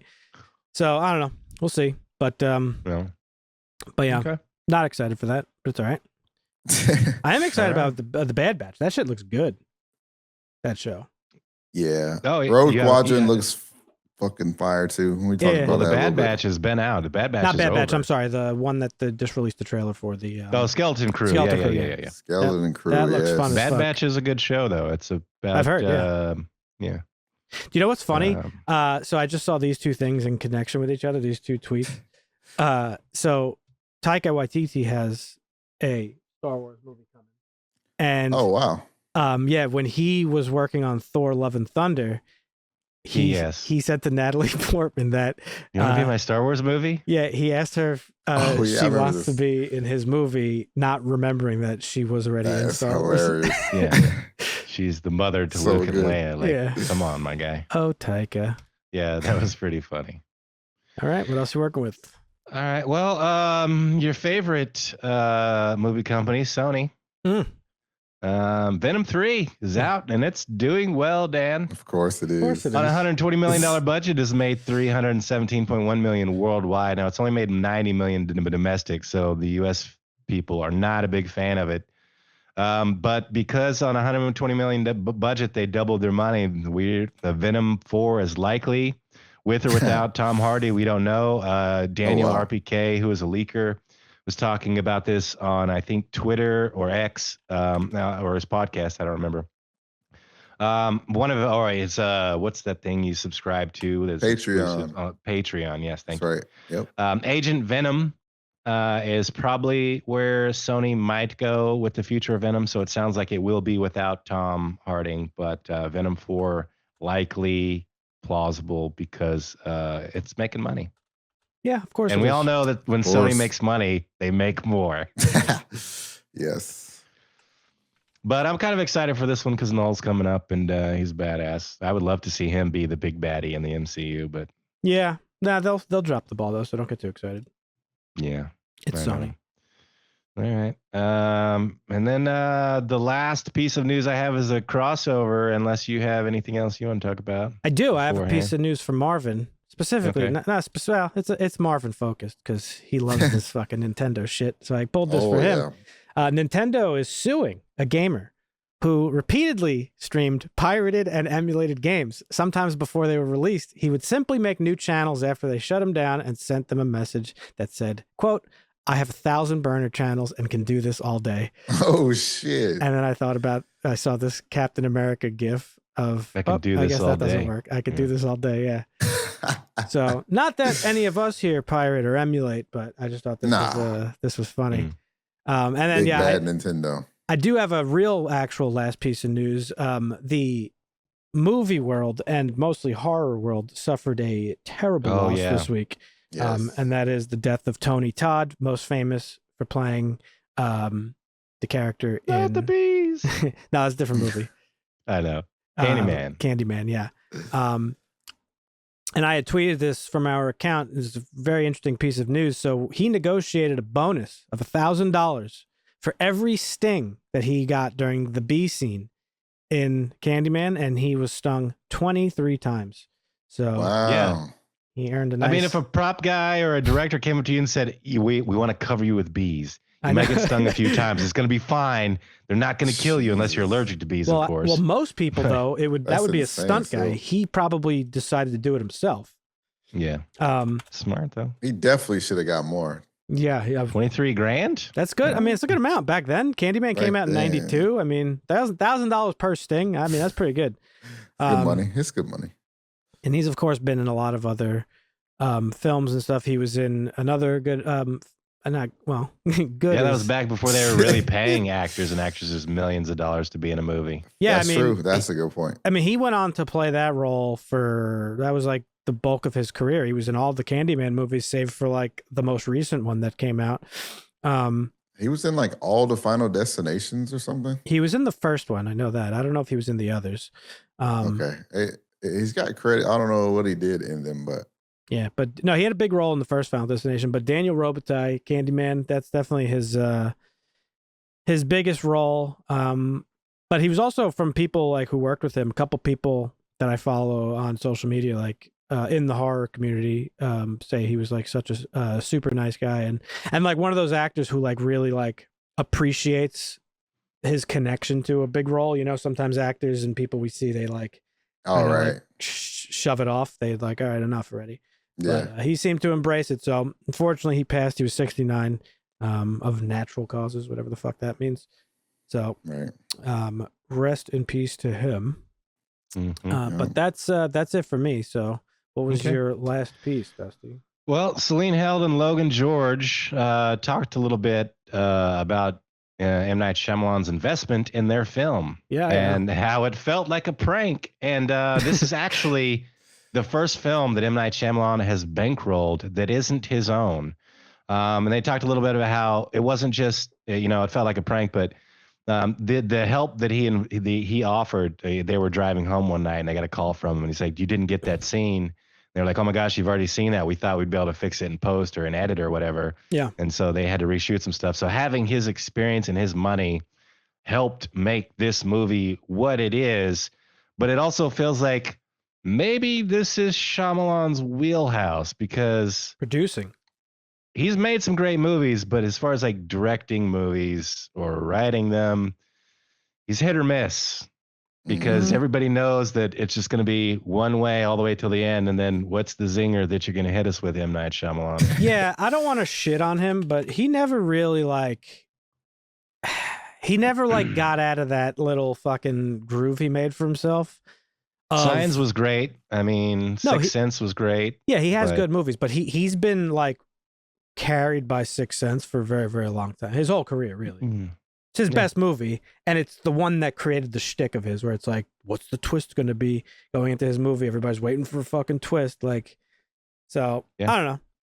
And even his comic movies, Unbreakable and the sequel, they were good. I love those movies. Yeah, I mean his Glass. Yeah, I mean, even Lady in the Water, The Village, like some of his less, like popular movies, I guess. I like those. So I don't think he's a bad director. I just, which I thought Knock at the Cabin was an interesting movie that I enjoyed. Was it? Yeah, that was on the list there. But yeah. Oh, he did direct that. I didn't even realize that.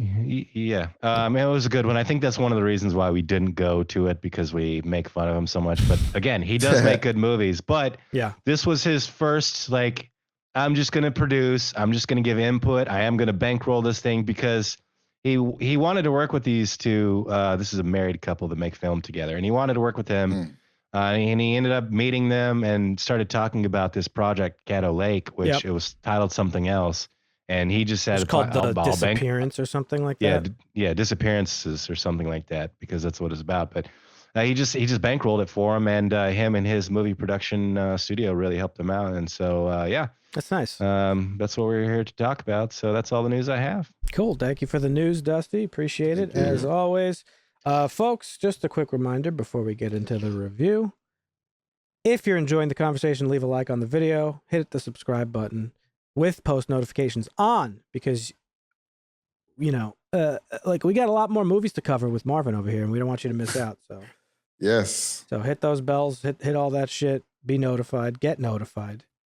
All right. So this is Caddo Lake that we're talking about here today.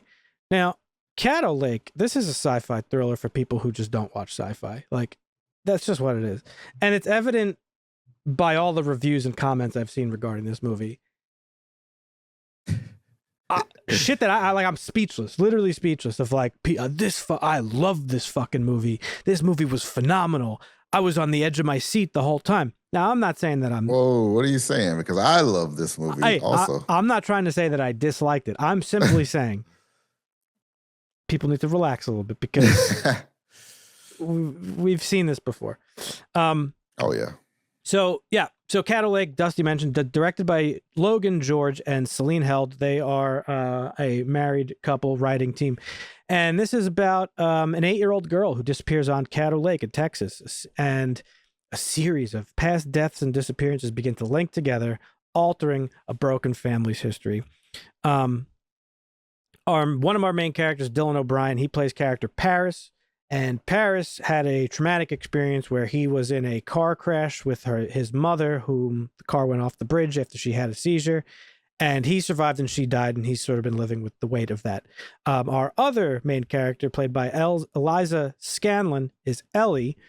And she's sort of part of this like dysfunctional, broken family.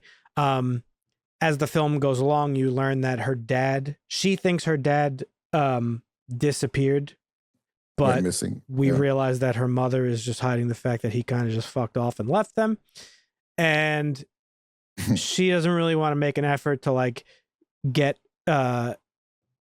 acquainted, I guess, with her new family that she married into, Pastor Daniel's family, played by Eric Lang. And her young sister is the one that goes missing, 8-year-old Anne. And there's a bit of a mystery that unfolds throughout the movie. There's previously extinct moths showing up out of nowhere, a alligator sliced in half perfectly. Perfectly. Wolves wandering around where they shouldn't be. Wolves wandering around in the middle of a fucking swamp. What's going on Yeah. here?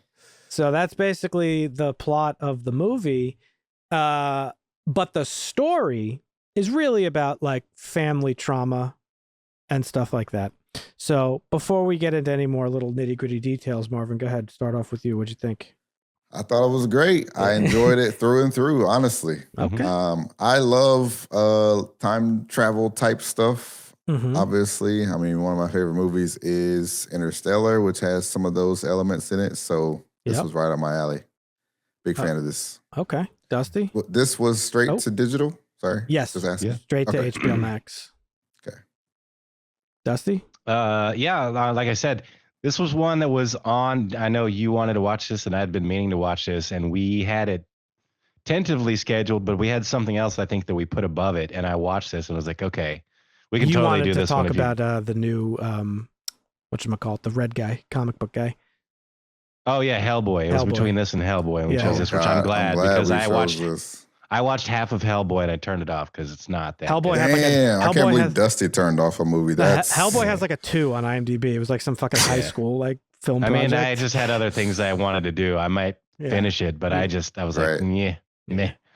But this one, I sat down and watched it with Christina after we recorded last week or the week before, I forget. And we sat down and watched it after we recorded, and she likes predicting, guessing what's going to happen in movies, and I do too. And so we sat down, and she was picking stuff out, and I was picking stuff out, and we put it all together pretty quickly. But even though we were able to kind of like, oh, this is going on, that's who that is, red hair. Come on, let's be honest, clearly, it's pretty obvious. But still enjoyable, even though you kind of know where it's going and where it's going to end. Very enthralling, just because of what's happening and how it's happening. Like, it's kind of a unique take on the time travel tale, I guess. I really enjoyed this movie. I thought it was good. Okay. Yeah. So you guys both briefly touched on it. So the spoiler of the movie, the twist, so to speak, is that these weird happenings with moths and wolves and things, there appears to be a rift in time in the middle of this swamp that has some really specific rules. The water's got to be low. The water has to be low in order for you to walk through this thing. And it basically spits you out in some random time period. No, not random. Well, hang on. Seemingly random time period. It's there not, you go. Okay. The characters eventually put together the fact that he gets dumped back into like 1950 something. That was trippy. She goes through looking for the sister. It all happens because she's looking for her sister Anne, who disappears. He's looking for his mom, and he's like, "Oh, some weird shit's going on out here. This has something to do with it." So he ends up in the 1950s. And she ends up in 2005. Yep. And then it's revealed pretty cleverly with the bridge that they were never in the same. Yeah, they were never in the same time period. Turns out Ellie is in 2022. That's her main timeline, and his main timeline is 2005.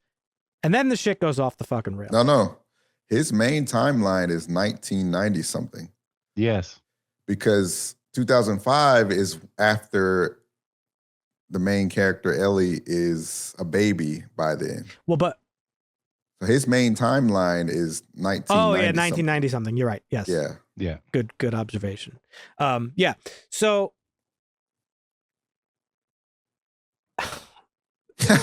It's not time travel. It is, but it's not. So I had to pull this. I didn't want to do the nerd thing, but I had to because it's pertinent.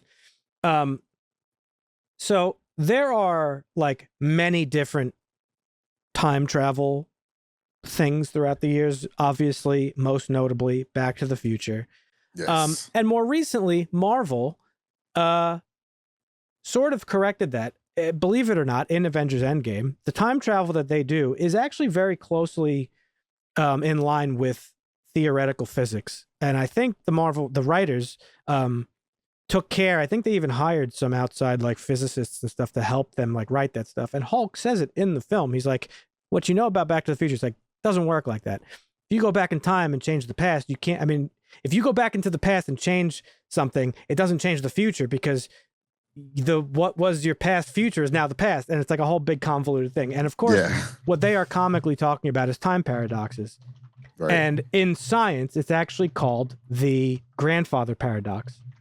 So a brief explanation. If a person travels back in time and prevents their grandfather from meeting their grandmother, they would never be born. So who would go back in time to prevent it? That is a classic time travel paradox. Most movies that deal with time travel never fucking deal with those elements of things. Never. Back to the Future like kind of does with the picture where he's like slowly disappearing. I can see him. So that's basically the extent of it. What this movie does smartly, the writers realize like, okay, we're going to have a serious paradox on our hands here. And I'll explain why in a minute. But this movie the closest scientific theory depicted in this is the concept of closed time-like curves, or CTCs, which is from general relativity. And that theory suggests that there are paths in space-time that loop back to earlier points. And this setup theoretically permits time loops. And I'm stressing theoretically because this is like shit that scientists actually talk about, like is possible. Yeah. Now, that loop would enable characters to cross timelines and interact with different versions of reality, which is exactly what we see happen in this movie. Now, the theory, though speculative, is grounded in Einstein's equations and suggests that under extreme conditions, like a fucking portal in the middle of a lake, time travel could be possible. So, essentially, folks, what happens here in this movie is that he goes back to 1954 and finds the missing 8-year-old who went missing in 2022 or 23. And he's all fucking bewildered and he's like, oh, fuck. And like, she's injured. He hands her off to some fucking... In the 50s. In the 50s to some fucking dude, like fucking hauling mules or whatever. Yeah. And then Ellie back in 2005 is using like a modern version of Google, but in the past, and searches her stepsister who went missing and discovers, holy fuck, she was born in 1954 and had this whole fucking life where she got married to my stepfather, who's now my grandfather. And oh my God, the other main character is really my dad, who didn't go missing at all, or didn't run away at all, but just went missing because he went in the fucking time. And it is a convoluted fucking mess of a movie. Well, they make it clear in the beginning that like that's not like family, like, because when she's at the when Ellie shows up, she's like, wow, I don't need to be here. This is not my family. She's all, sure, it's your family, because they want to make it clear that's like not incestual or this whole weird time it's not. Thing. But that's the whole point of the movie, is like family. I'm surprised fucking Vin Diesel didn't show up. But it's like, you know, her family became her family. You know what I mean? Yeah. Oh boy, did I hate that fucking part. I did not. I actually thought the movie was actually really good. Up until this whole like reveal, which is like the whole like final third of the movie. But like 2/3 of the way, like the mystery parts of it, I thought were really good. I thought the characters were compelling. I wanted to know what happened to his mom. Because there's a mystery around it. I thought originally it was going to be, because they set it up to be like some sort of like maybe government experiments with the building of the dam. Yeah. At one point I thought, ooh, maybe this is like some alien shit. You get that kind of feel a little bit. But I like movies that don't explain why it's happening. They're just showing you what's happening to the people that are experiencing it. Like, yeah, but my problem is that they do explain it just poorly. Like they had, I think, a really good idea. By the end, it very sloppily came together, I thought. But leading up to it, I really liked, like, I thought the cinematography was awesome. Like, this location was beautiful. I was invested in all the characters. Like, they were all like very compelling, their stories. Like Celeste, which is Ellie's mom, like she's obviously like has some trauma that like turned her into this sort of like abusive addict they kind of sort of play with. His dad, Ben, like he kind of is like the old guy. He has to like deal with his wife went missing or died, but like his son is fucked. Yeah. The mom subconsciously didn't like Ellie because she remembers Ellie as being the woman who her husband or boyfriend ran away with. So she knows that she doesn't like her, but she can't remember why, because she can't figure out that that's the person I saw who I thought was sleeping with my lover. Those were the only like plot holes. Like you would think she would remember the person that she fought with. And it wasn't even a fight. It was just like a... Well, but here's the thing. Cat scratch. So, so if I'm interpreting it correctly, which I don't know that I am, I was really reaching with the theory that I pulled to explain this with the CT, whatever the fuck. CTCs.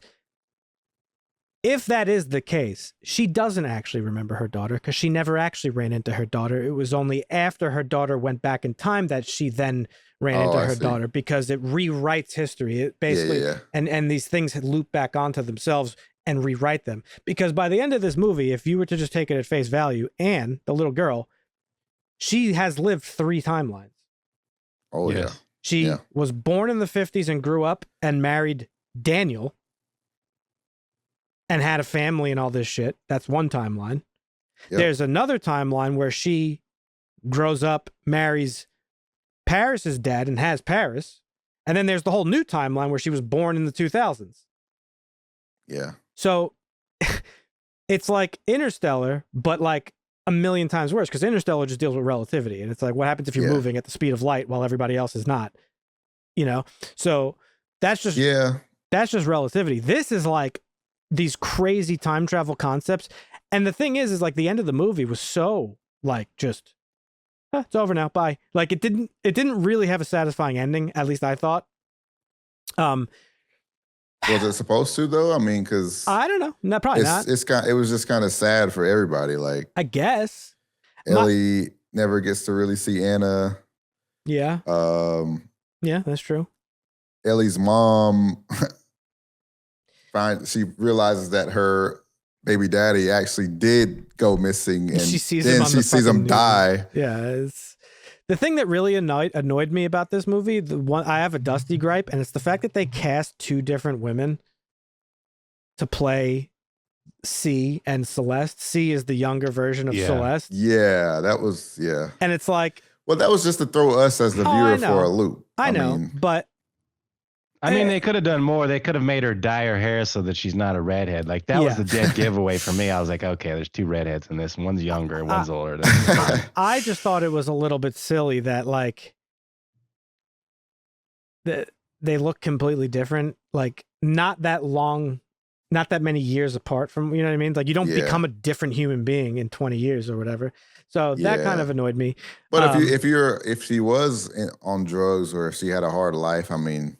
That's you fair. Change. If you grow up hard, bro, you can definitely look different in 20 years. That's fair. So especially if you're raising a kid by yourself. Yeah, that's fair. So also talking about theory, the movie also touches on another principle. It's called the self-consistency principle.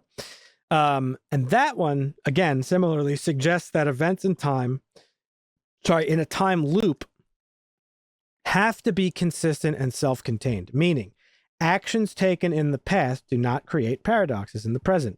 And in Caddo Lake, the characters are drawn back into certain events and timelines in ways that avoid direct contradictions, following a similar logic. So in the movie, it adds this sort of sense of like inescapable fate, and the characters' actions in the past and present interweave without actually altering the established timelines. That's why I was left a little bit confused, because every movie that's dealt with time travel has like a way to explain away certain things, like inconsistencies. And this movie kind of didn't really do that. You know what I mean? Like, if I never even like talked about those 2 theories, like I don't think the film does a really good enough job of explaining like how any of this happened. You don't need to know the mechanics of like time travel itself, but the fact that like he was her dad, and then this guy became her grandfather, and like none of it adds up in any logical way. Now I don't think it has to. Well, I was just going to say, does it have to? Maybe not. Clearly not, because a lot of people enjoyed this movie. So I don't know. I was a little conflicted by it. Again, not to say I didn't enjoy it. I did actually really enjoy the movie for the most part because of the characters, the acting, the filmmaking, all of that stuff was great. It was just that like final reveal part where I was like, and I also figured it out like super fucking early the way Dusty did. Yeah. So yeah, I don't know. And also the movie also alludes to the fact that like nature itself created this thing. And it alludes to the fact that nature created this thing to deal with droughts, because droughts are like environmentally catastrophic. Right. And so this thing, it like was created by nature to pull water in from other time periods. Right. I'm not sure. Yeah. I don't know. I don't either. I'm just guessing. Yeah. No, I think, I guess that was the reasoning behind it. I feel like I didn't need any of that explanation in this. Yeah. I didn't need any of the like specific like time travel explanation or any of that, because it's simple enough to where it's like, okay, you could kind of just put two and two together. Like it's some kind of time travel. And if you understand that, that's like enough. It doesn't need to be explained in depth. That's fair. You don't need to have a reasoning for everything for it to just kind of flow as a good movie. That's fair. I think that's my weakness as a human being when I watch stuff. Like sometimes I like, I'm like analyze it too much. Like I need to understand like what's going on here, because like obviously I'm a fan of this type of stuff. Like and outside of movies too. Like obviously I like reading about physics and shit like that. And I think maybe because you do have that. That's like your passion outside of this is like just like space shit and stuff like that. Like you can't separate, because we talked about it before. Like we don't need movies to be over-explained so much. No, yeah, for sure. But in this case, you feel like it kind of does. So maybe it's just because that's more of like your interest outside of movie stuff. Yeah, well, I mean, I accept what happened. It's fine. Like I kind of just wished it was something else, really, because I watched the trailer for it, and that's why I was excited to watch this. I was like, oh, this is I love mysteries. You know what I mean? I love like crime thrillers. Like, give me a missing person case or something. I thought it was kind of going to be more like that, and it was for a little bit, but it was just once they introduced the like sci-fi stuff, I thought the sci-fi stuff was like, it was a little too much for its own good. Like I feel like they had like a cool idea, but like didn't execute it perfectly well. I mean, listen, it's their first movie, so whatever. That's kind of like my real one criticism with the movie, which, I mean, it's a big one, but just that is like that whole bit I didn't feel was executed really that great. That's fair. Yeah. I don't know. That's really it, though. I liked everything else about it. I mean, again, the actors were great. Cinematography was great. The music was really fucking great. And the score and like the sound design was great. There was those moments where like, I didn't know if it was in the score or in the actual, like what something was happening when you heard that like, oh, in the background. I thought some crazy shit was going on in the environment. I didn't know what that was. Yeah. Definitely thought it was some alien activity or something. I thought so too. In the lake. So a lot of that stuff was really, really cool and really well done. I thought it was. I enjoyed like seeing the lake before it was a lake. Yeah. The guys' confusion around that. They did a good job of the different time periods. The way they revealed the fact that our two main characters were in different time periods with the bridge being broken. That was great. Yeah. Was very, very good and very effective. And when you finally realize that, you're like, oh, I see what's going on here. Yeah. One thing I didn't really like was no one really tried to explain what was like when the guy, I mean, how could you explain it? But like when the guy was getting chased by the cops, he didn't even really try to make an effort at all to even if you sound crazy, it's like, bro, the cops are about to lock you up for life or some shit. Like you got to try to explain something. When I was watching it, I was like, he could just be like, I found the boat. Like I was lost in the woods and I found the boat. Easy. Yeah. But obviously, if you think about it logically for a couple seconds, this guy's probably like fucking out of his mind, like not knowing what's going on. Yeah, that the fucking going through time affects you physically because you're fucking got the shakes and your ears are bleeding and all this bullshit. I thought she handled it pretty realistically because she's like, how the fuck? I can't explain this to anybody, so I might as well just fucking let it rock. Like, you know what I'm saying? Yeah. Whatever. Yeah. Dusty, there was no fucking Dusty gripes in this movie for you? I'm shocked. I mean, it's been a little while since I watched it, so I probably have a few. Like when he's running from the cops from the hospital, and he runs up to the car and jacks the car. He doesn't realize that's C getting out of the car. Yeah. It's like, Well, it's the same thing as man. she's older, 20 years older. Yeah. But I mean, I don't know. This one just felt like a pretty good watch to me. I didn't really have too many complaints as far as like that goes. Thinking about it, I mean, go ahead. I'm sorry. I was reminded a little bit how what is it? Patty LuPone's character in Agatha's like time is an illusion. Most people think it runs in a straight line, and it's not actually like that. And so, after coming off of that show where you figure out she's jumping around a little bit into herself. That's a fair point. And then you see a movie like this. Okay, well, that's kind of cool. It's kind of interesting concept. Like, and I'm with you. I could have gripes about the science behind it, but it's science fiction for a reason, and you kind of, I don't mean to sound like I'm being like, well, in real life, this wouldn't happen. Right. I don't mean it like that, and I'm not trying to be like,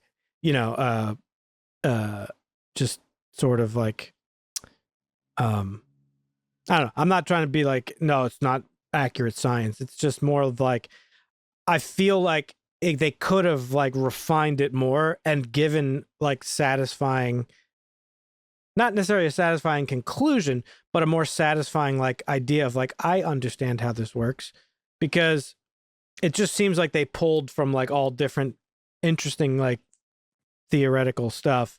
Right. Again, a movie like Interstellar, obviously it's a masterpiece, but it is a very straight focused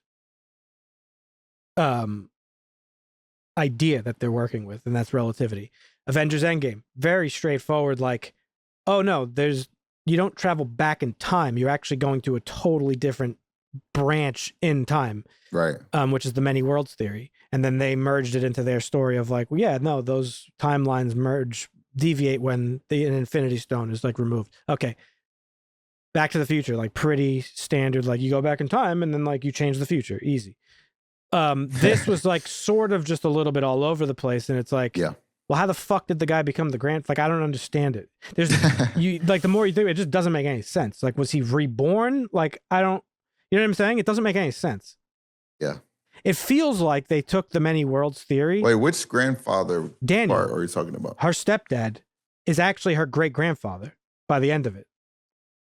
Her stepdad is her great grandfather. Daniel, this guy, Eric Lang, the villain. When she's looking through the pictures on the internet, she sees that Anne married him. Oh, I missed that. Okay. Yeah. So he becomes her great grandfather, meaning he was Paris's dad. That's why they become family, because now she has like a blood link to this fucking guy. I see. Okay, I missed that. And that's the thing that I don't understand. It's like, so, and also how did Anne exist so basically the many worlds theory, as you know, Marvin, because you've also played BioShock Infinite, which also plays off of that.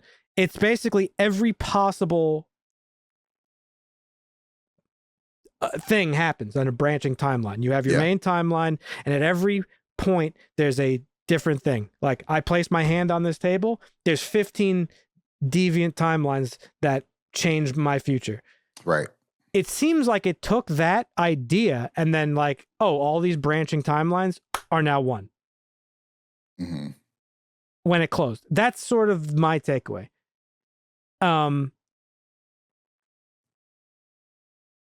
So I don't really have a problem with it. I think it's fun and creative. It was just a little bit sloppy in my opinion. I don't know. Maybe it's because I have like some prior like knowledge of these things.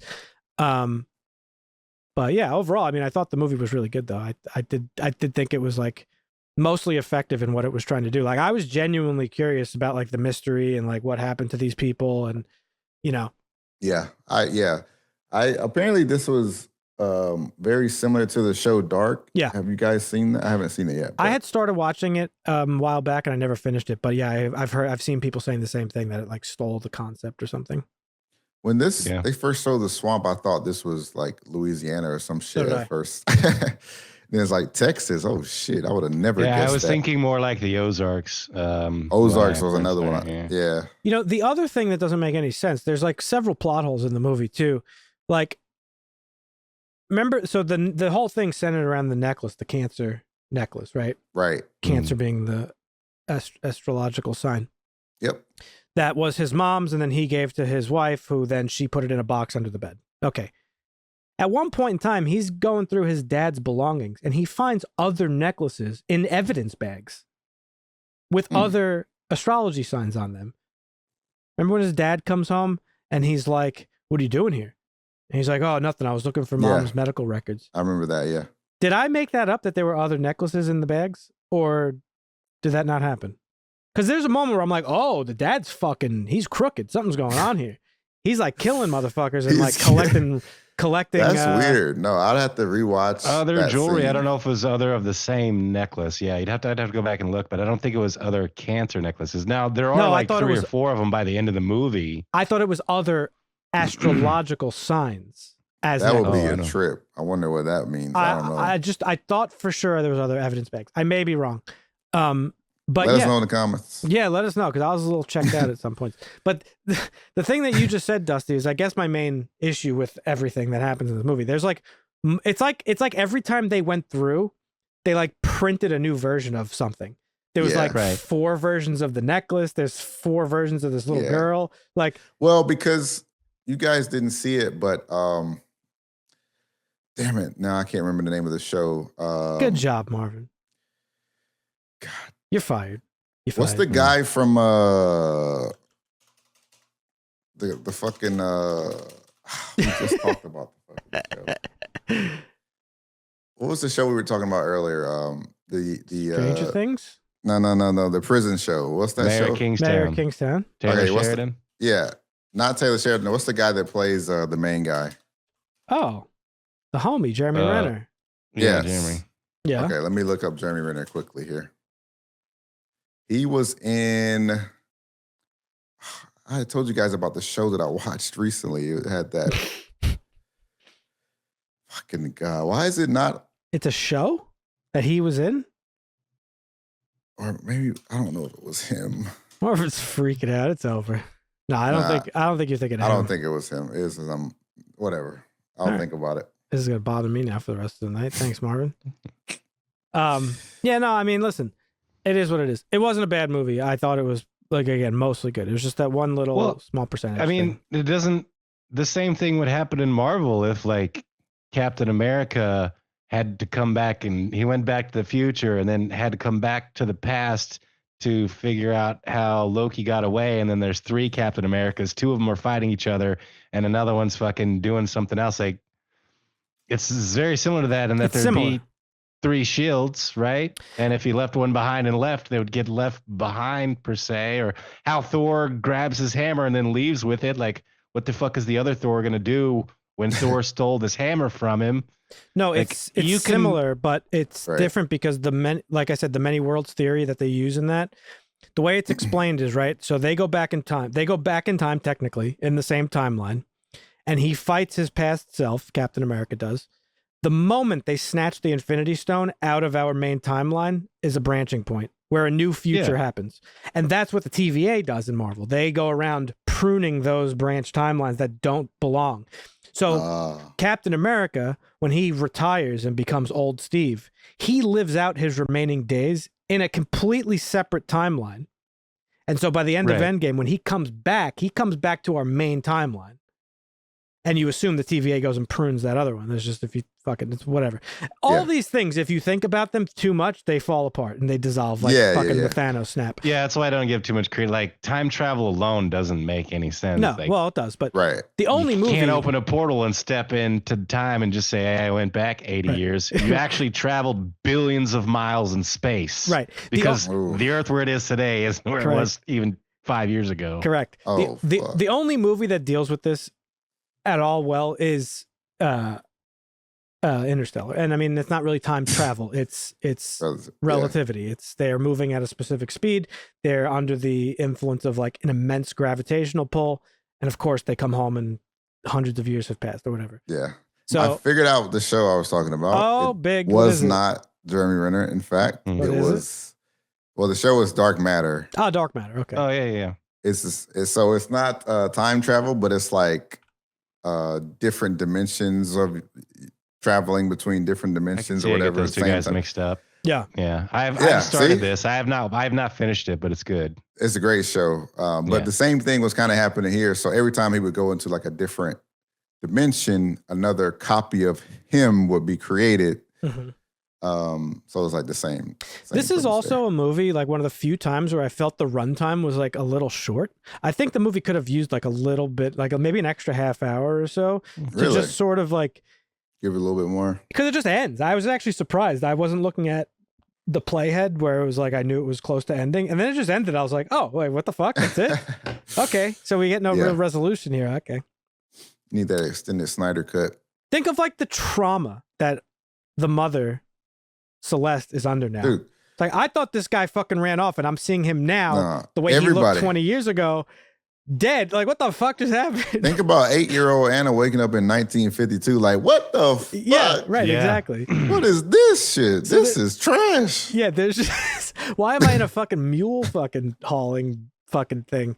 So there's just, I don't know. There's a couple of things in this that, like, for a movie that did like so much well, like the actual main fucking thing about it was like kind of just not executed that well to me. And that's really my only gripe. I did like the movie overall though, but it has people are like going crazy over it. It's got really positive reviews on IMDb, on Rotten Tomatoes. What were you gonna say? No, I'm just agreeing. I'm right there with them. Yeah, I'm going crazy. All right. Not crazy, but I really like this. It's got a 6.9 on IMDb. What would you give it, Marvin? I'm giving this an 8. It's a clear bump up for me. Okay. Dusty? I'd give it a little bump. I'd give it a 7.5. It's definitely rewatchable. Maybe. Wow. Yeah. You guys are a little bit more friendly to this movie than I am. I'm going to give it a 6.5. This is 6.5. It like had elements that were great, but didn't really quite go far enough. Yeah. Time travel is the one like science thing that I give way more room to than any other thing that I gripe about, because it's all theoretical. Yeah, no, you have to give it room. It's just, I don't know. I like him as an actor a lot. Dylan O'Brien. He's not been in too much stuff. I've never seen this guy. He's in the Maze Runner movies, which I think are fun and decent if you're a preteen. And then he's in one movie that was on Netflix called, I told you guys about it, I think, when it came out. It's called Monster something or other. Where is it? Oh, that is still in Love and Monsters. No, he was a lot younger in those. And Love and Monsters is a really good movie, I thought. No, he was in Teen Wolf. Teen Wolf. Yeah. So I don't know. He doesn't do a lot. Which is interesting because I think he was good. Again, that was the best part of this movie is the actors, and they're like they really portrayed what they were supposed to very, very well. Like I bought it all, and it was really good, and I cared about them. Yeah, for sure. And so that quick ending was just, I don't know, left me a little unsatisfied, but that's okay. Not everything's a winner for everybody. I'm glad you guys liked it, or liked it more than I did. Folks, what did you think? Let us know down in the comments below of Caddo Lake. Also, if you have other theories and that are different from mine, let us know, because this is one of those movies that it's probably not meant to have like, this is exactly what happened. You know what I mean? No. That's just me being me. So if you have other theories that differ from mine, or if you think I fucking missed something, let me know. Leave it a comment down below telling us. If you have not done so, consider hitting the subscribe button. It helps us out tremendously. It helps push our video out to more people. And you could join us on our Discord, join the conversations that we have over there, or just for our schedule for the month. You heard it here first, folks. Next week, Marvin's watching Scent of a Woman. It's going to be his first time watching that. So join us next week. But otherwise, that's going to do it for us. We appreciate you watching or listening, and we'll catch you next time. See ya. Costa.